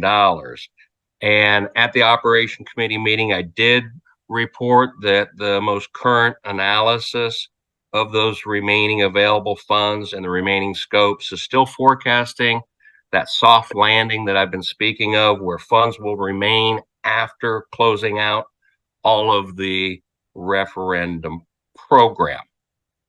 Looking forward, draft financial reports through the end of September were received yesterday and have begun to be reviewed. The remaining available funds include contingency including contingency, total just over 6.6 million, and the available program contingency totals $1,035,926. We are still forecasting budgeted transfers and savings from closing out projects, and that's anticipated to return an additional 1.4 million plus or minus to program contingency. And the analysis, the remaining funds and scopes performed today is still forecasting a soft landing where the funds will remain after closing out the referendum program. I'll go ahead and conclude with that update and see if there's any questions. Seeing none, go ahead, Mr. Corbin. That's all, that concludes my update for this evening. I will mention that we do have ribbon cutting ceremonies and celebrations coming up. There is one tomorrow out at Hilton Head Island Middle School at 1 p.m. and the St. Helena Gym ribbon cutting is now scheduled for November 1st at 1:30 p.m. And that'll conclude my update for tonight. Thank you, Mr. Corbin. Next item, Mr. Robert Otting presented the maintenance and custodial summary update on behalf of Ms. Brandy Major for the period August 1st to August 31st, 2023. And Mr. Otting also shared the scope of work specifications for ground maintenance for non-athletic fields and for athletic fields. Mr. Otting, would you like to give us an update? Thank you, sir. I will give you a very quick highlight of some of the points that we went over. Custodial update, we reviewed, we started back our spot inspections in August. So we reviewed some of the stats on spot inspections as far as some high and low scores, some average scores, and any of those that did not meet the 80% standard, which those require a re-inspection. We looked at the staffing numbers, and any staffing result that's less than 70% would require reporting and would require some action done by our contractor ATS. There were no staffing levels. There was one at 70%, but no under 70%. So there was nothing to report there as far as any violations of what what we're holding them to. I'll stop right there. I'm not going to go through all the stats. If you had a chance to look at them, any questions on custodial? Mr. Smith? You said on custodians, correct? Custodial, yes, Yes, sir. sir. I know, I guess I wasn't really sure when I wanted to ask this question. We did talk at length for a second about custodians and to the degree of cost and pay. I noticed on the ESSER form, on the ESSER report, I noticed that they pay custodians. What is that? What is that based off of? Is that in this report? So in the ESSER, I believe what you're referring to, and if Ms. Mattson needs to back me up, I think I can handle it, but we'll see. We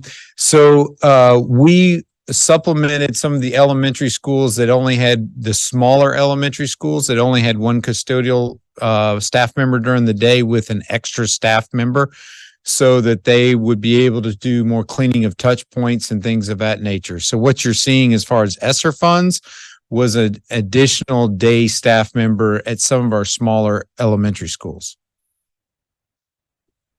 So I'm thinking and comprehending this. So basically, could you say that one more time for me?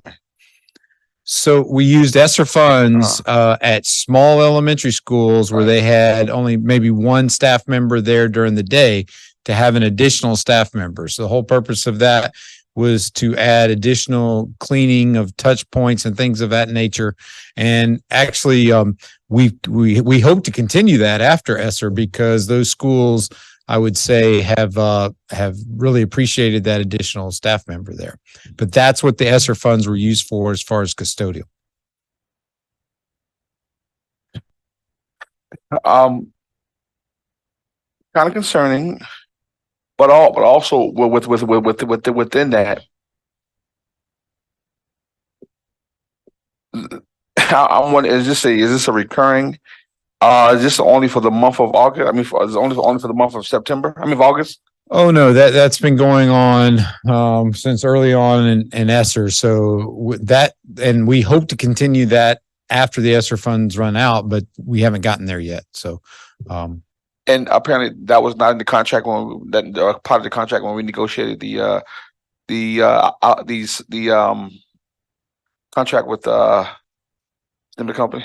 right. No, this was in addition to what was required as part of the contract. So that's why it was in the smaller elementary schools. The contracts are based on a square footage and the number of staff members per square foot.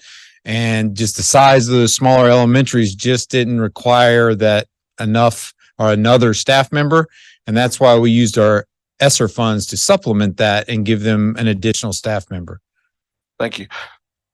Just to bring out a conversation too that took place during the time of this custodial contract that we've had our custodians who have reached out to myself, and I believe there was even another letter in terms of the companies that we're contracting.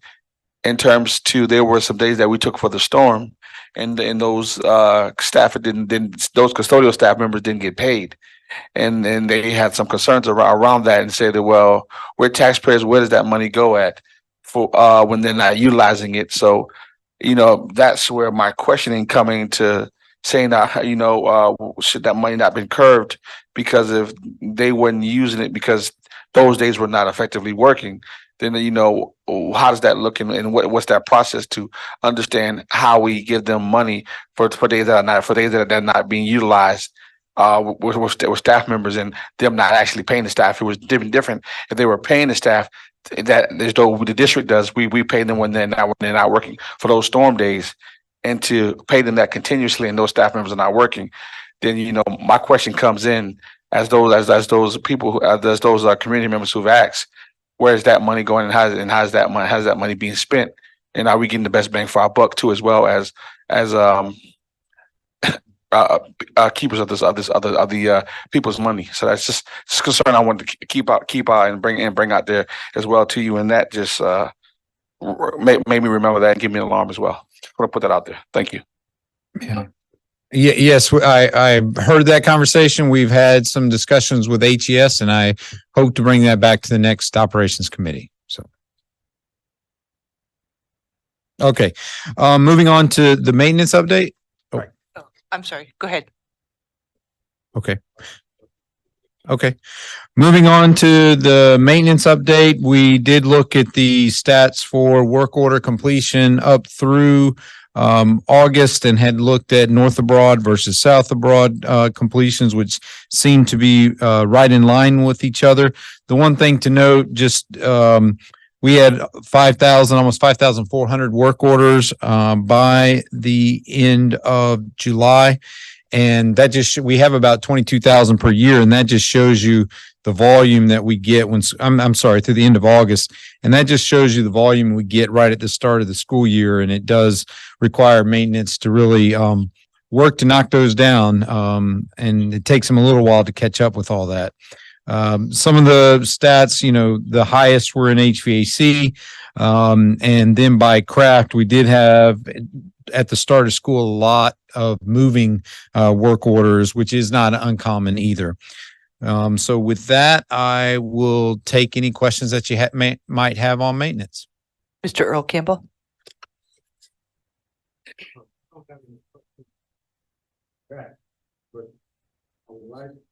Speak into your microphone, please. Thank you. I would like for you to get on the people that cut the grass at Whale Branch Middle School. What they do, they come in and they'll cut the grass, but all under those pecan trees, grass is high, very high. And then along the fence. Thank you. Now you're talking about at the road, because we've had some conversations. On Stewart Point Road and also on Highway 21. Right. It looked like they spray some stuff there, but it's not, it should be cut. Yes, sir. We'll check on that. And we are going to be talking about grounds at the next operations committee as well. that concludes what I have. All right. Anything else? Okay, thank you. Mr. Otting also updated the committee on the Merrifield Road property sale. At the time of the meeting, the final paperwork was being processed for the closing, and we'll probably have, is it been closed? Yes. Okay, the property has been closed. That's good. The next meeting of the Operations Committee is scheduled for October 10th at 5 p.m. And Madam Chair, that concludes. Thank you, Colonel Guyer. Next on our agenda, we have the superintendent's report. Thank you, Dr. Guads. Under the superintendent's report this evening, we have career and technical education update for the board. And so, Dr. Stratos.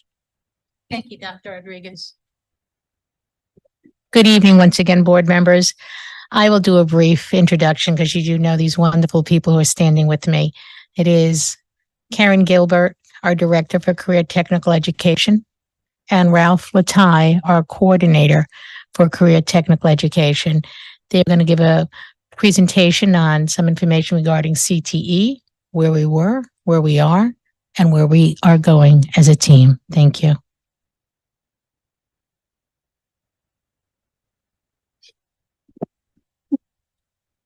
Madam Chair, board members, first of all, thank you for your service. We appreciate you, and we appreciate the opportunity to provide some updates. If it's okay, we'll hit the highlights on these slides and then entertain some questions at the end. Next slide. Okay. I always like to start with, if you go back to the vision and mission, this is the Department of Ed's South Carolina CTE division. And we like the vision part because it's really CTE is for all students.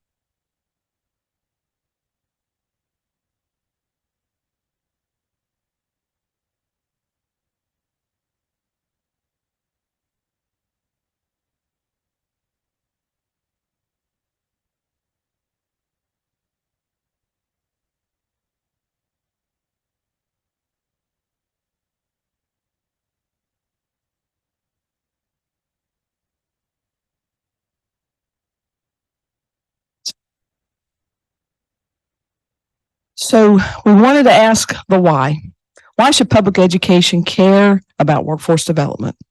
Right now, post-pandemic, if you look at any industries, and we have employers in here as well, they're asking three questions. What changes are impacting my workforce? What will my future workforce look like? And what strategies are needed to bridge from the present to the future?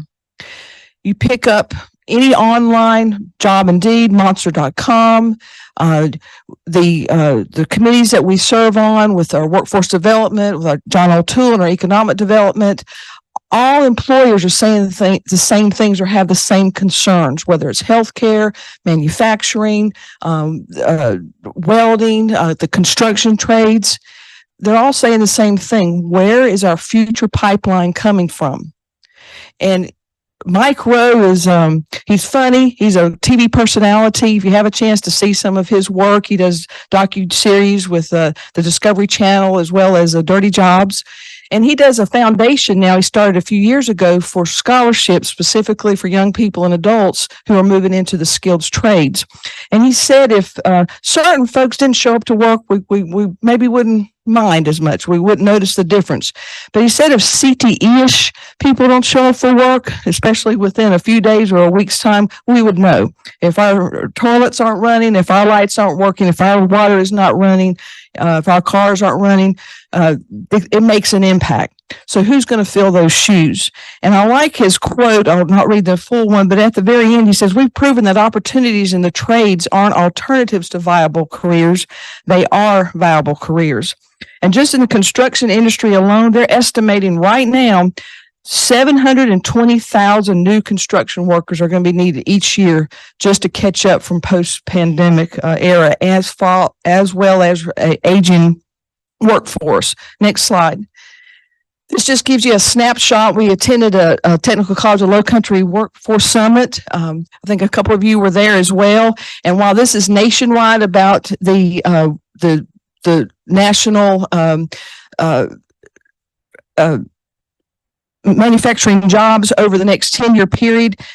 They're expecting around 4 million based on innovation, retiring workforce, but they're expecting only about a half of that will be able to be filled. And then if you go a little closer to home on the next slide, the Greenville, South Carolina is a heavy manufacturing base. So they have worked with the technical colleges there to create the Center for Manufacturing Innovation. They're also tackling the perception problem. He says we want to bring 21st century vision of what manufacturing is to our young people and parents. It's floors that shine, machines that are computer controlled. It's a place where you use your mind as much as you are your hands. And then the next slide, if we come closer to our regional perspective, each one of these areas, there will be job growth over this next 10-year period, in particular in our Jasper area, as well as the Savannah area and the Charleston area. We will have graduates that can go on to post-secondary, can go to additional training, but still live in Beaufort County and still have some viable jobs if we're exposing them. Research says that if we wait until they graduate to say there's some viable jobs in these areas that if you're not interested in a 4-year degree, have you considered XYZ? By the time they graduate, to at least expose them to it is too late. So why should we care about CTE? Next page, please.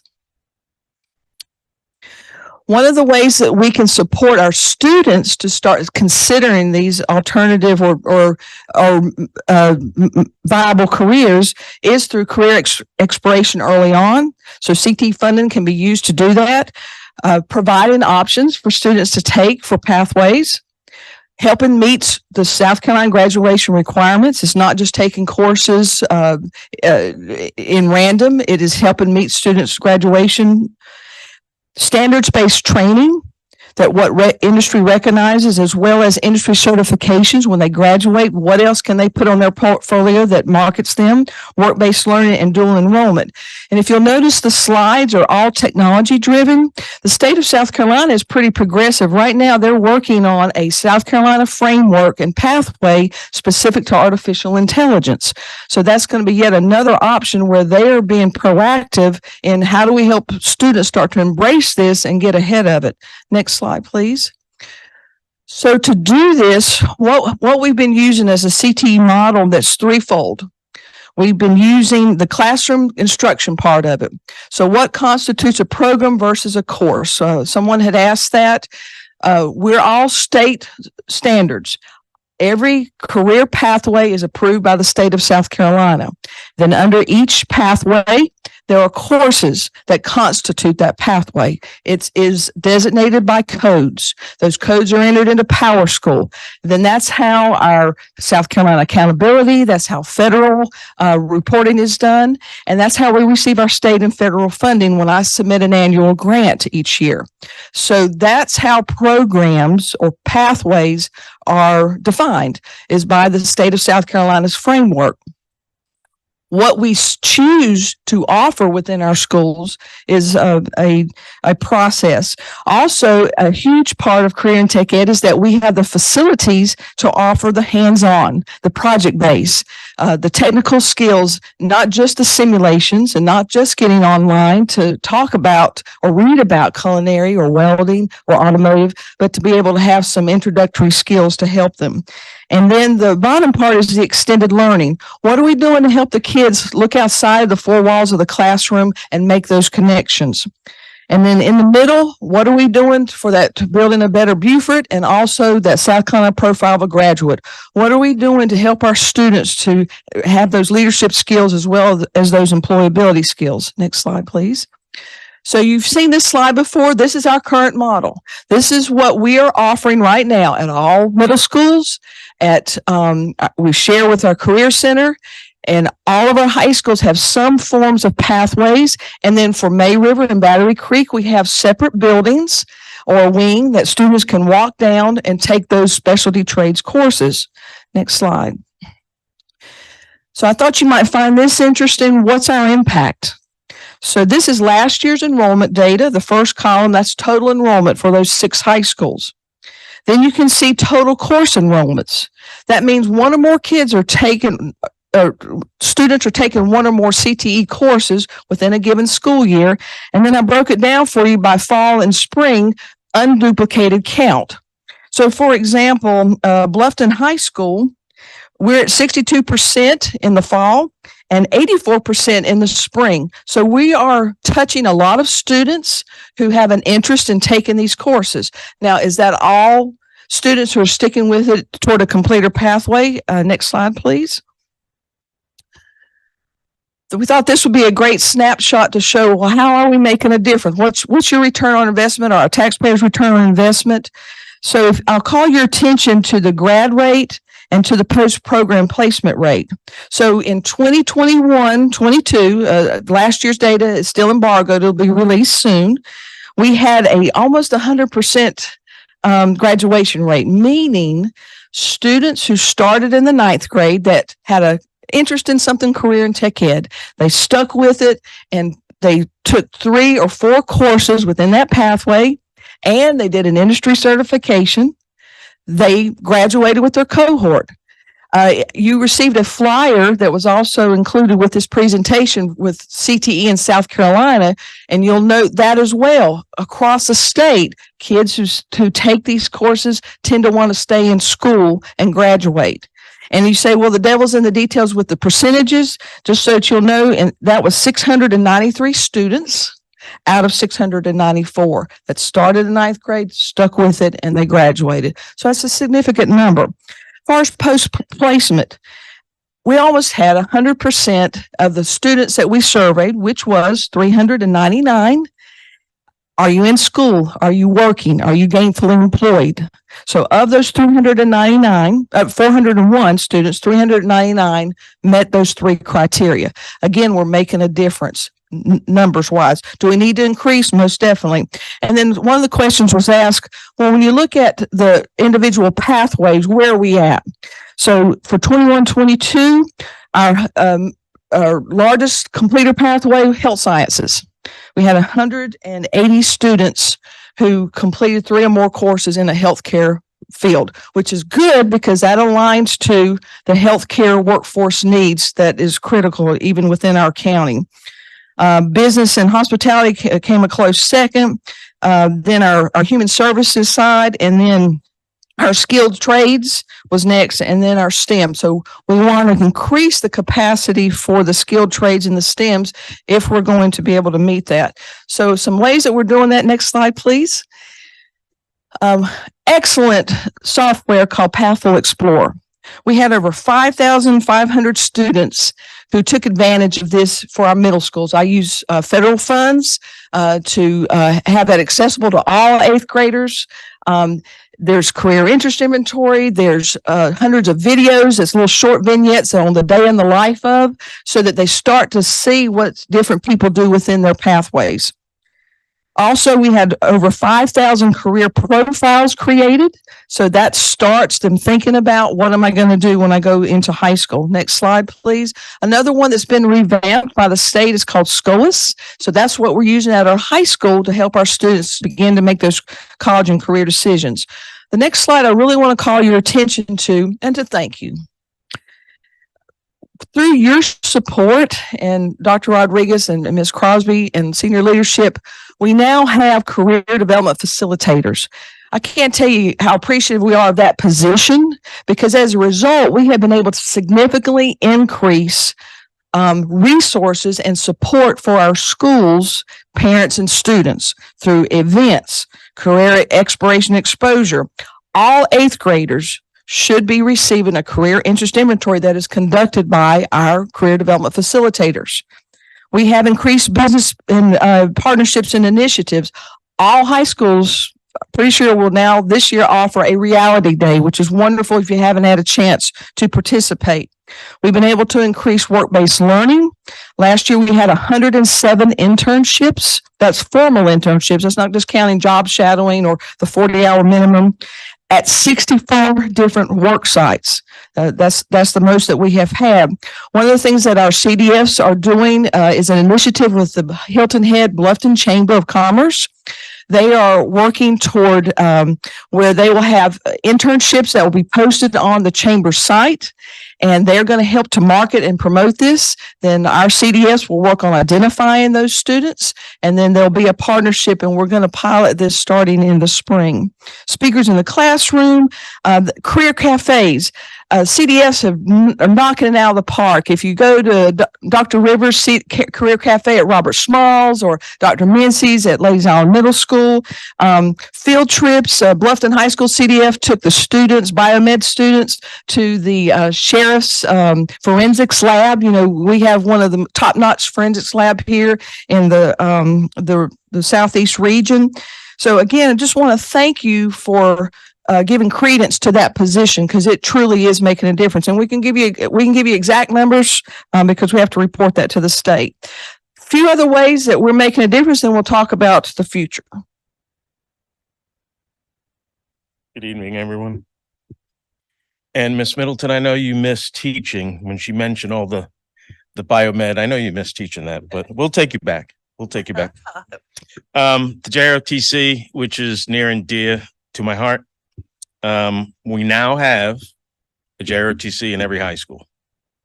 We brought on board Lieutenant Colonel Mark Rumpf and Senior Master Sergeant Adam Reed in May River.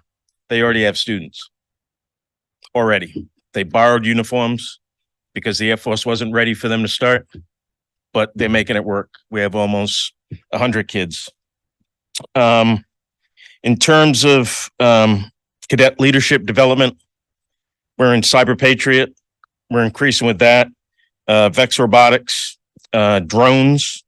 As you all know, if you're out there, we support the community events, posting colors at hundreds of events throughout our low country.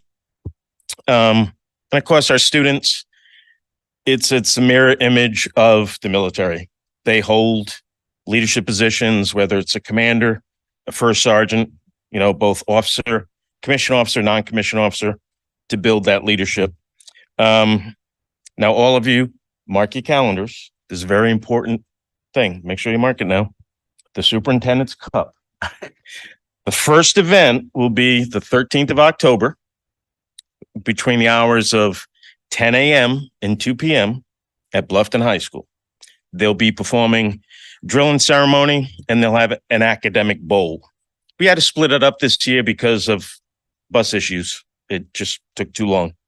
The next one is the 17th of November at Beaufort High. They're going to do the field day, all outdoor activities, fitness, knockout, where they have a drill and ceremony with the drill sergeants, and last one standing wins knockout.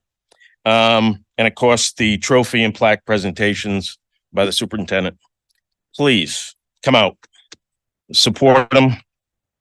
They support you guys in every endeavor you have. Next slide, please. The student profiles, stackable credentials, the state's going to them. It provides clear roadmaps that support students to gain employment and actually visualize how to get there. The state, we have a meeting 24th of October. Well, the state directors and coordinators, and hopefully they're going to give us the latest updates on it. Examples of that, OSHA, as an example, it's an industry need. We had 608 certifications last year. American Welding Society, we contract for somebody to come in between both schools, Battery Creek and May River. We had almost a 70% pass rate, and that's an internationally recognized welding certification.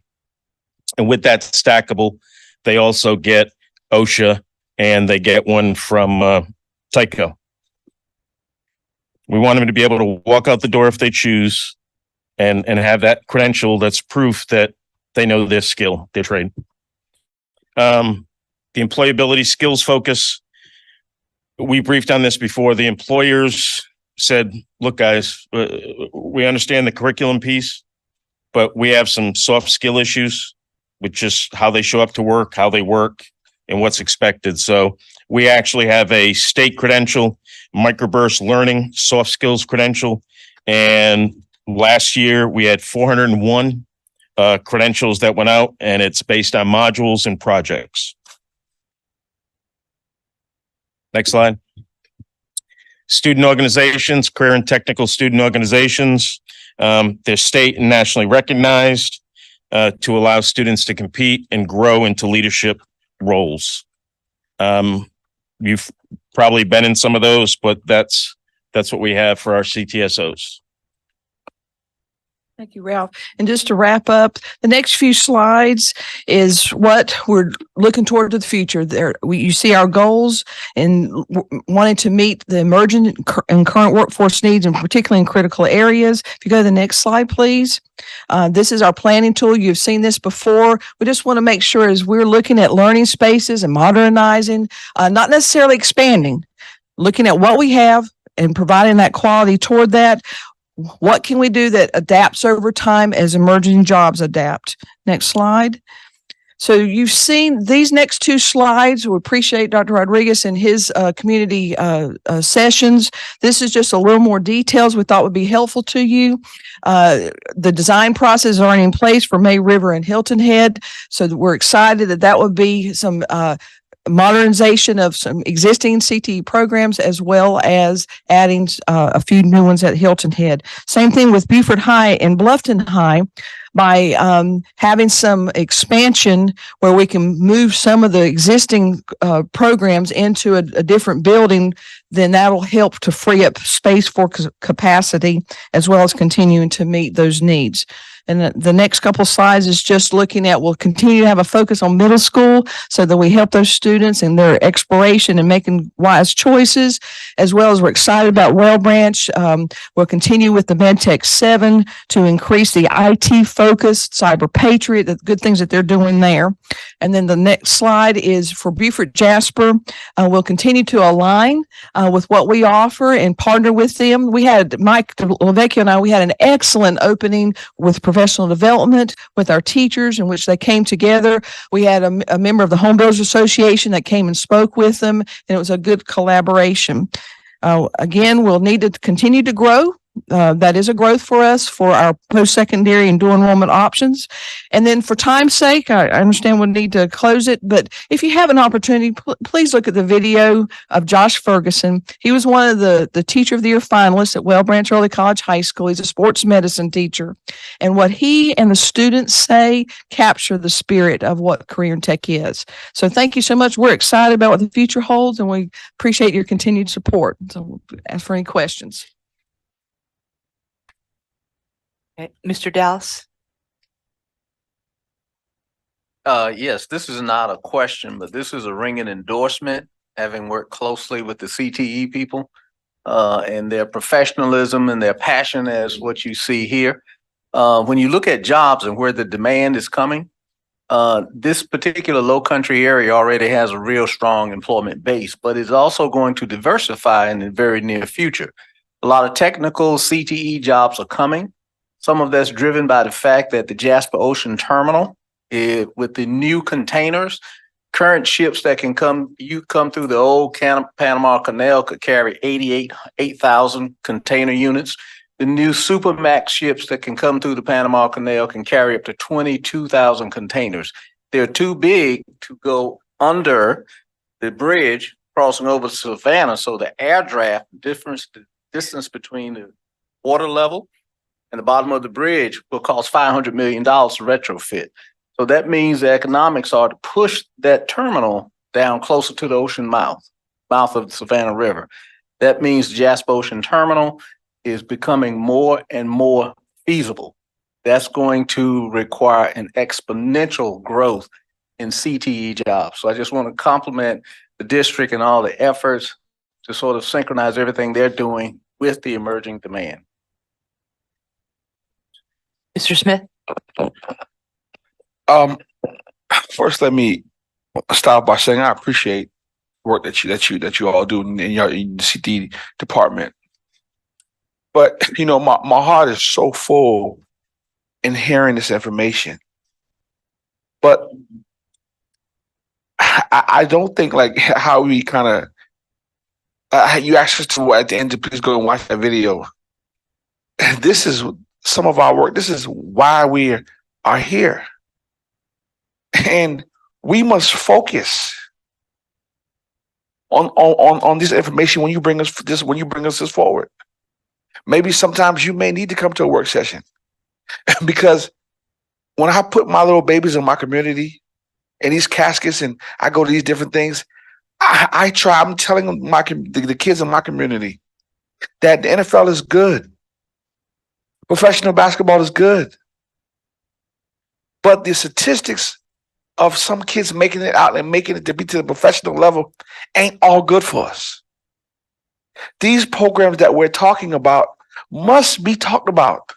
The same way we are piloting other things in this community, we must have flyers with this information on it to let these kids know that Beaufort County is putting a way out for you in this district. It's imperative. Our kids don't know. One, I definitely would like more data to understand how the program is moving, what we're putting out, what's the process, what are we getting out of certain programs that we have going on, where the country is going at, where do we see the need for us to put the programs that we need for us to put in terms of our menu. There are a lot of questions there. And this is very, very important work that we have going on. And this work can't be overshadowed beyond any of the other things that we do. The same way how we put other information out on the internet is almost where we need to have at least once a month where we're talking about a site or we're talking about something that the CTE programs offers. Because there's a lot of people who does not realize and who don't know. When I was in school, I didn't realize what CTE was. And everyone ain't gonna go to college. So this is another outlet. We cannot let our outlet die and push it at times when it's convenient. We must, and not saying that you are, but we have to push it the same way we push every daggone thing else in this district. And I can just not let this moment go because my heart aches. Because kids do not know of some of these programs and that this is another way out. Football is great, different things are great, academics, but everyone is not academically inclined. Point blank, period. We ain't gonna change that. But we can give them an awful way that they can feed their family and give them another option. And this can't be overlaid. I appreciate your work. I just want to put that out there. Please, I encourage us all, including this board. We all we got. Dr. Wisniewski. Thank you, Madam Chair, and thank you for your presentation.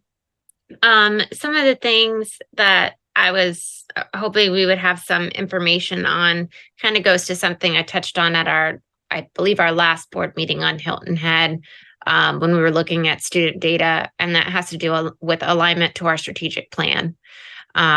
There's items in there where we have goals. I believe we're supposed to be increasing by 5% annually. And so it's difficult to know as a board member whether or not we are reaching our goals year over year because there's no year over year data here. And so I would hope that we can look at that data in the future to see what our program capacity is for CTE and the various different courses that we offer and what the actual enrollment is. So we know if we're growing enrollment in various different courses that we're offering, because I think we have some fantastic offerings, but I just don't know where we stand in terms of the actual enrollment to what we can provide.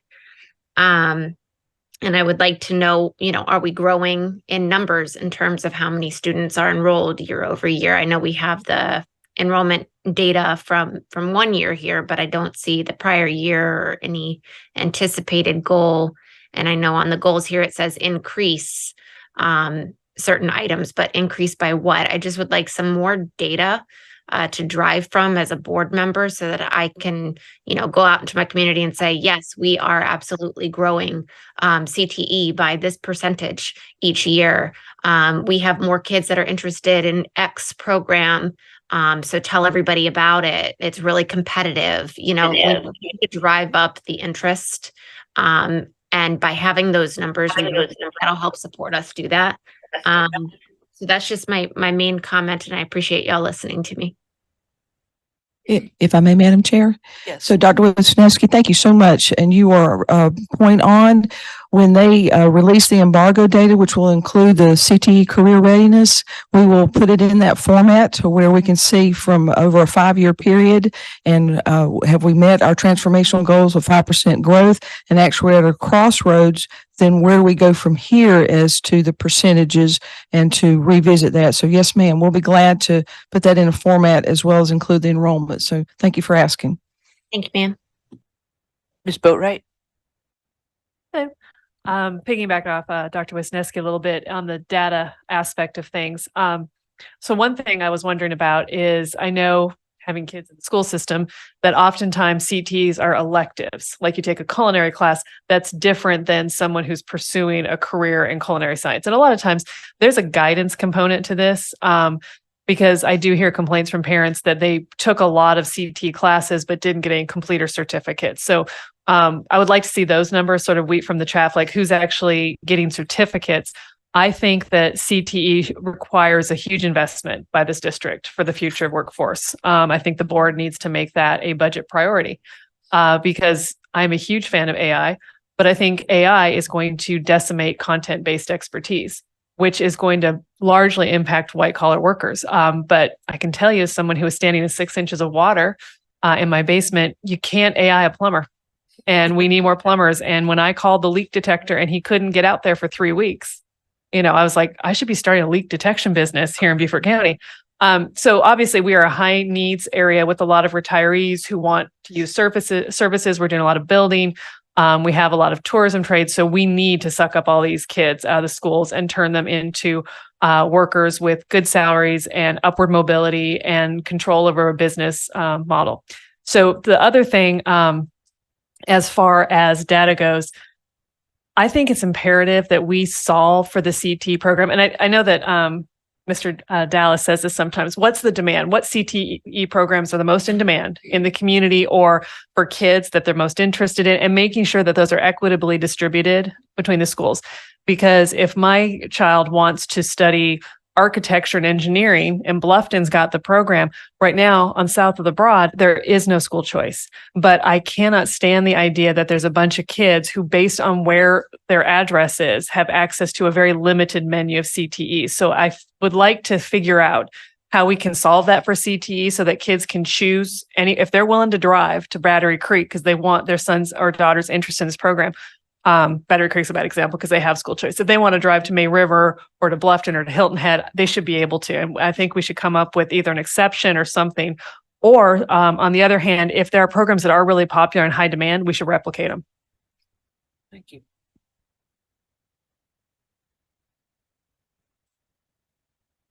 Thank you very much. Thank you, Madam Chair. Oh.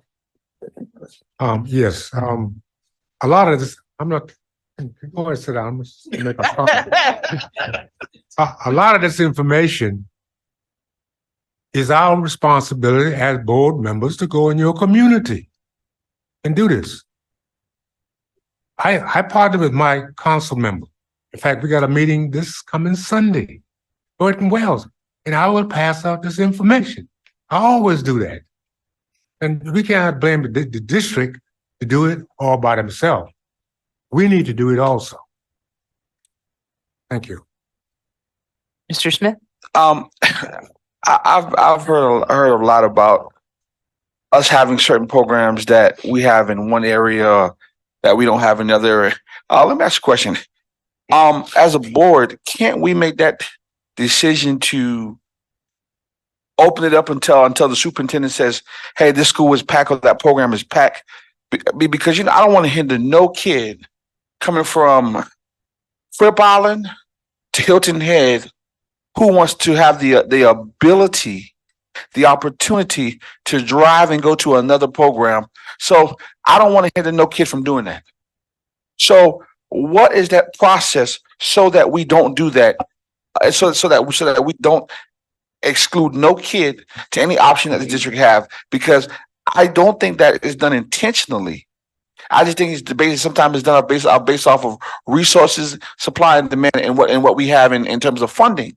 But if we can offer that then I don't see a problem. Doesn't I believe leadership stops at the top. So what's that process so that we're not asking that, we're not making those comments anymore? So, Mr. Smith, thank you for the question. So initially, it's a couple of things. Number one, students can choose to go to programs in other schools. Right. As long as the capacity's not an issue. To Ms. Boatwright's point, when you're looking at high schools in our schools in Southern Beaufort County, you know, the capacity becomes an issue, right? In Northern Beaufort County, we still have space. So you can take advantage of the space of the programs that exist in Northern Beaufort County. I think to answer the question, if you're talking about what does it take to offer these programs in every school, so to speak. Well, for one, facilities. Well, not every school in terms of if May River have a program that kids want to participate in and they have the room, then hey, school of choice is open to students from this area to travel to May River to go and do that. But that's specifically. Yeah, so that particular issue comes down to capacity, program capacity issues, right? But every kid have that opportunity, that choice if the program is not full, correct? It's the overall capacity of the school. Right. Right. So in Southern Beaufort County is Miss Boatwright's point, right? Miss Boatwright's point is just they hit those capacity numbers. Okay. But in Northern Beaufort County, there is the space. You know, expanding that is a matter of expanding career and technical education spaces, right? Expanding additional facility. You've got on this referendum, you've got career and technical education, 3 facilities, right? You've got an expansion and an addition at Bluffton High School, at May River High School, and then you have at Beaufort. There's a remodeling of existing facility with the addition of additional space and capacity. So, yep. This just occurred to me. So if we expand the CTE, if we're able to do that, will that expand the capacity of the school for school choice? And can we then limit so we don't fill up school choice with non-CTE? Is that going to be part of the equation when we look at expanding these spaces? So whenever you have the expansion of space, that changes the capacity and then the possibility is there depending, right? The addition of facility of a CTE building creates additional space, right? So it would in essence create additional capacity. So you still have growth to contend with within those schools, right? So some degree, but yeah. Well, I just wanted to get understanding of that, and also do remind the public that we also do have ACE that we're also trying to. That's where I was going next. To fill up and because on the ACE board, I remember us having these conversations about having ACE to its max capacity, and so if ACE is not at its max capacity, that brings us another issue, because once again, that's another opportunity that we're missing if we're not doing that. Yep. So that is ACE is available, right? In terms of students choosing into ACE, and they do. Many kids take advantage of the ACE program and the programs they have there. So.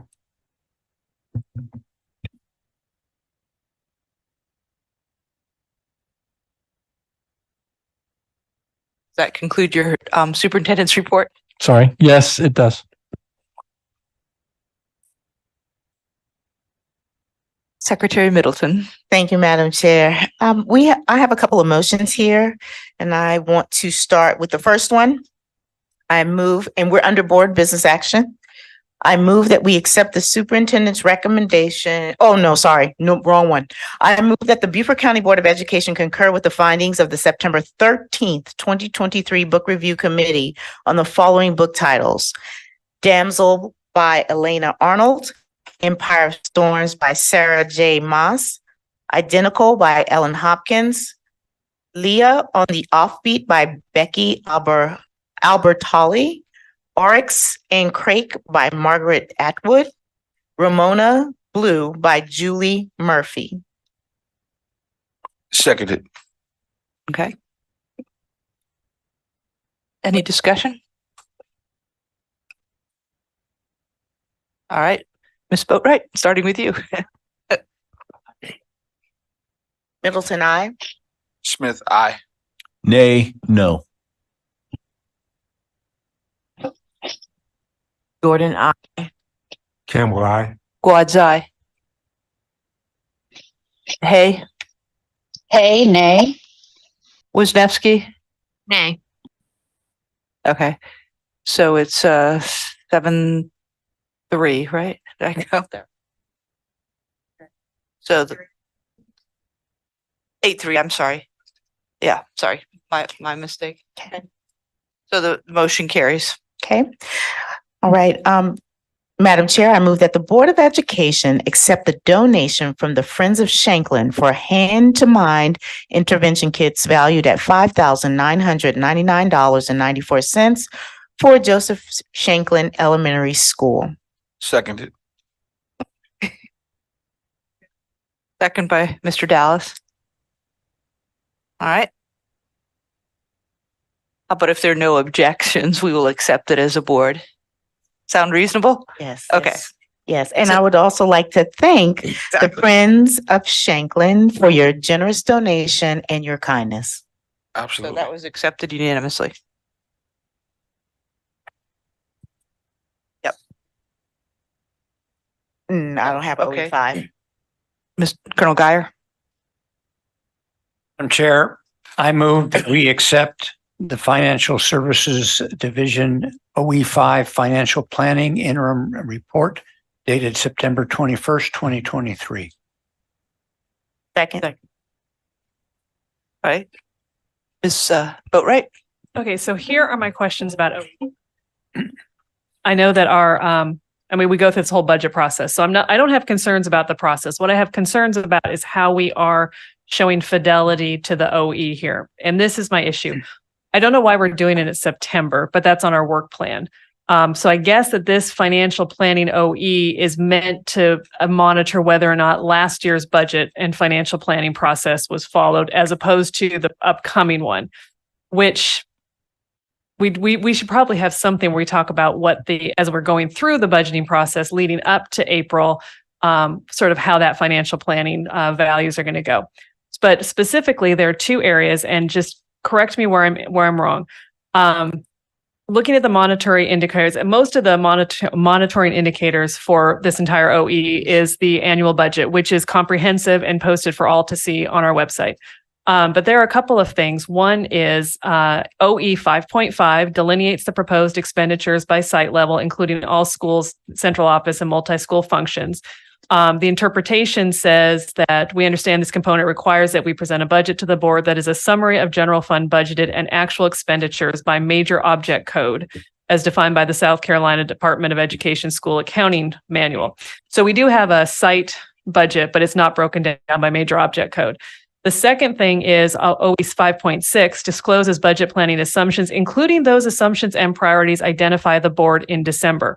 We didn't do anything in December. I went back and looked to see if maybe I missed something, but we did not address the board's priorities in budget planning. And that is a concern to me, and it ties into my ongoing request on results.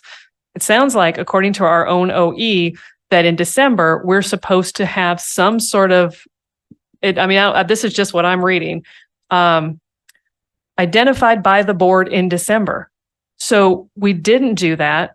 It's not necessarily required of the OE and of the financial department because they're just supposed to disclose the budget plan, which they've done.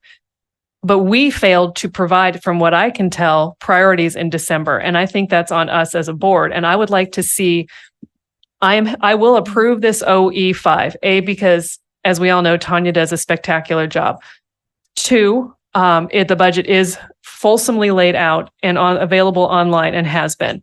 I don't have concerns about last year's budget thing, but I do think that we have not been shown as much fidelity as we could to the OE of financial planning, and specifically those 2 areas where we have a major object code breakdown by site.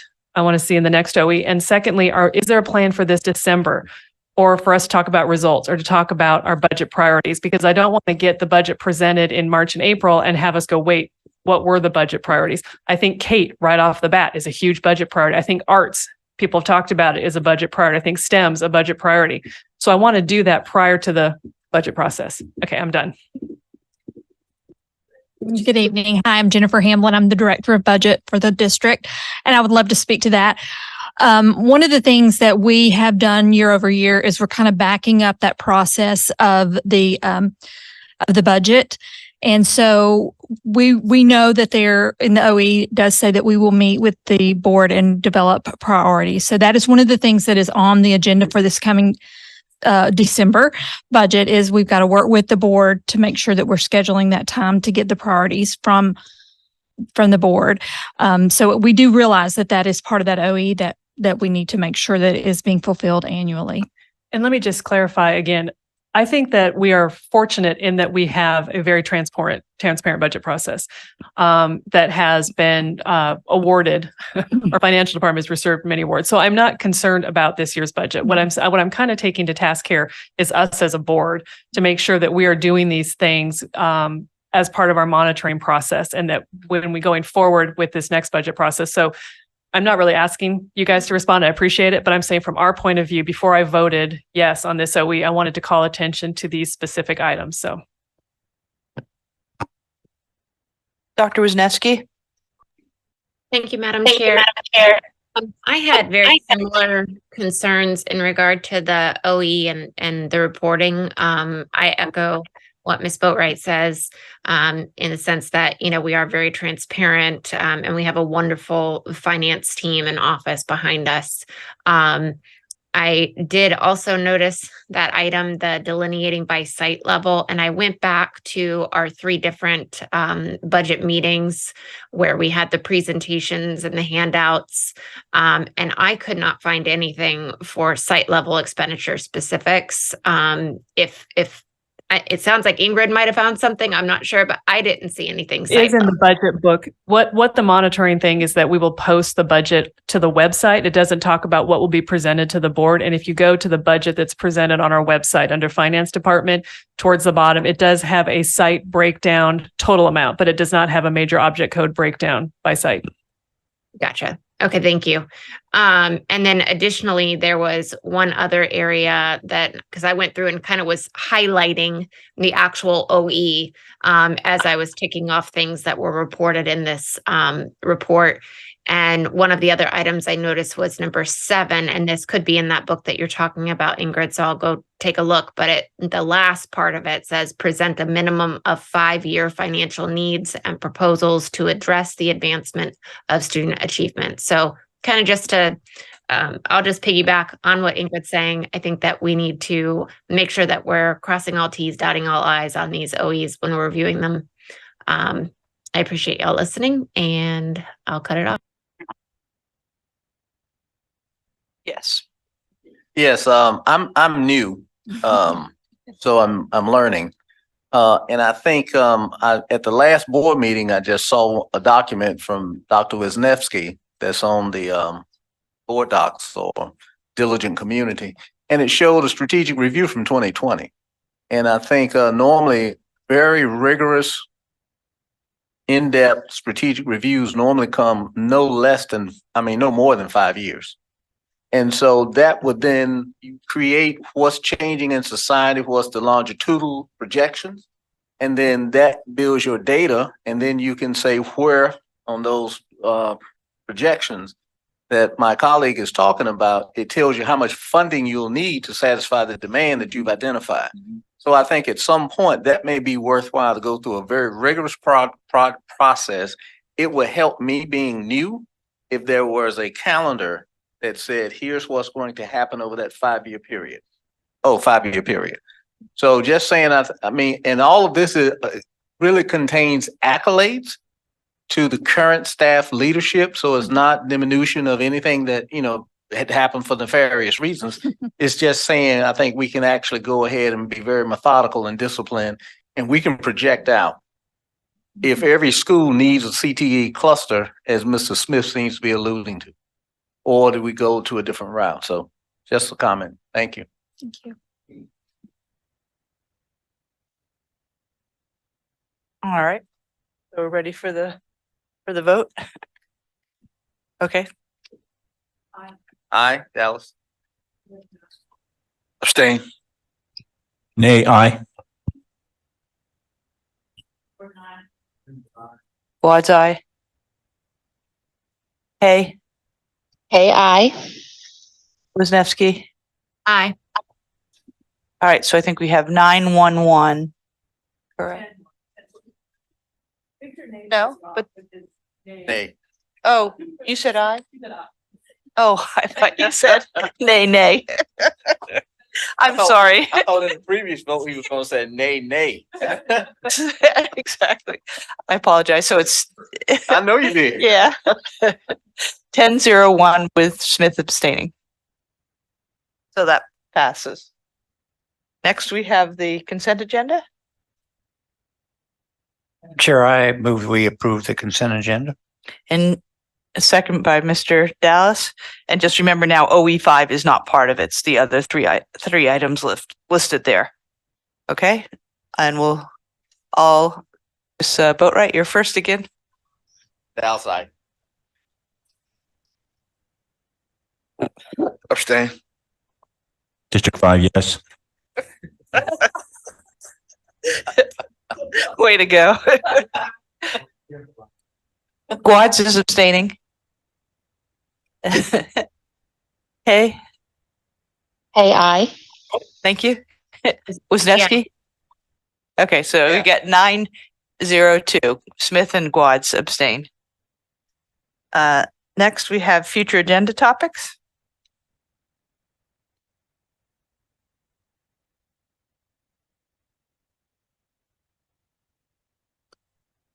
All right. Yes. I'll throw it out there. Last week I attended a clinic, the Carolina Academic Something Leadership Network clinic. It was very informative. And come to find out, there are many, many districts out there that have parliamentarians, and we do not. After speaking offline with some of the other board members, I guess we had at some point we had a parliamentarian. I would like to put it on the agenda to discuss that item. Okay.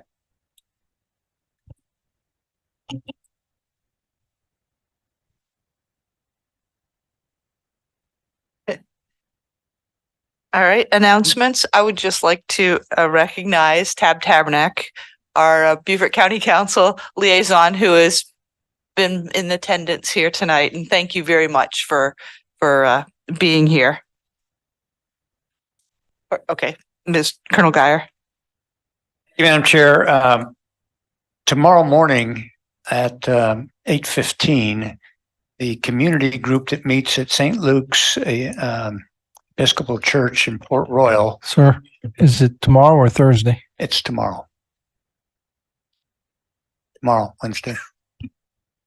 And it meets every Wednesday. And it's going to go over to Port Royal Elementary and have a tour of Port Royal Elementary to see, and they've just finished all their referendum work, see what has been done there.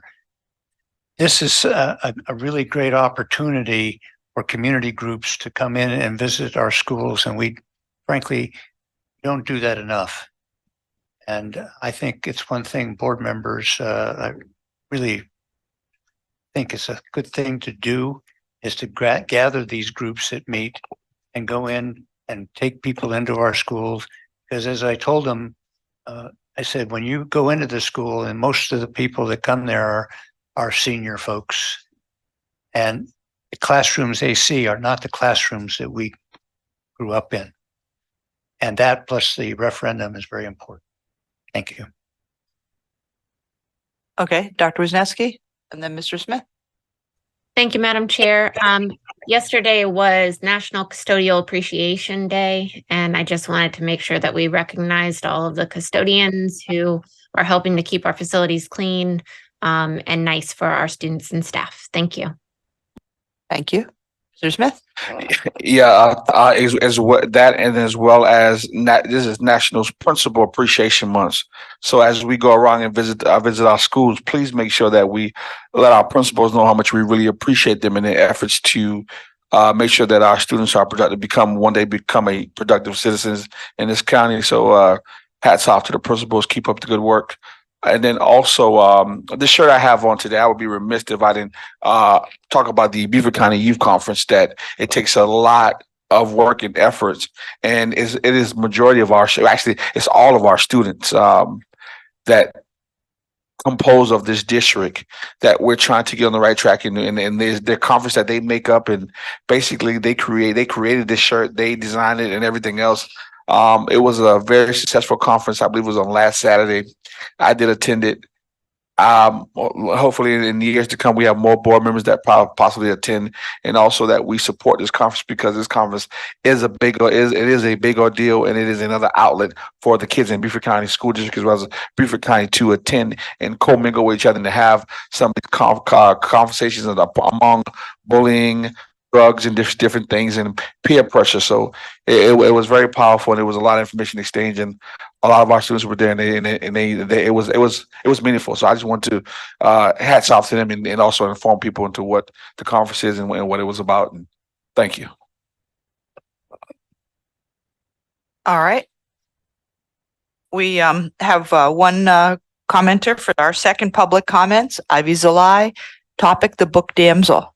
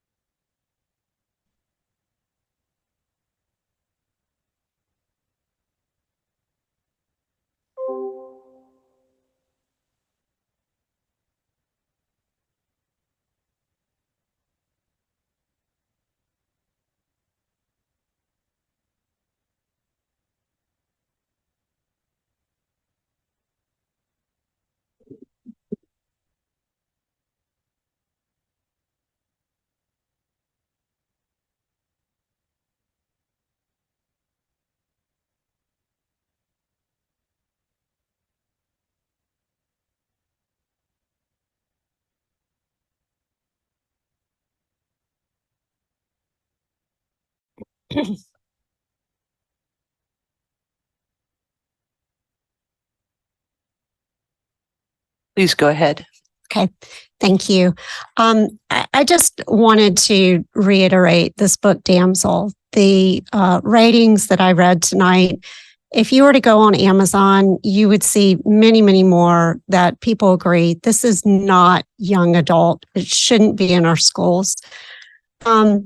This is the markings of the pages that have inappropriate material. This book was recommended to go back to the shelves with absolutely no restrictions. It could go into an elementary school and a fifth grader could check it out and read it. Is this really what we want in the hands of a 10-year-old, a 12-year-old? You have the ability to at least put some sort of restrictions on this, and to just blindly go by what some vulgar community members recommended, I think is in really, really poor taste of y'all. I'm just really, really disappointed. Thank you. You want me to turn it off? All right, we can adjourn by unanimous consent, and thank you for all of you that are in attendance. Good night. Bye.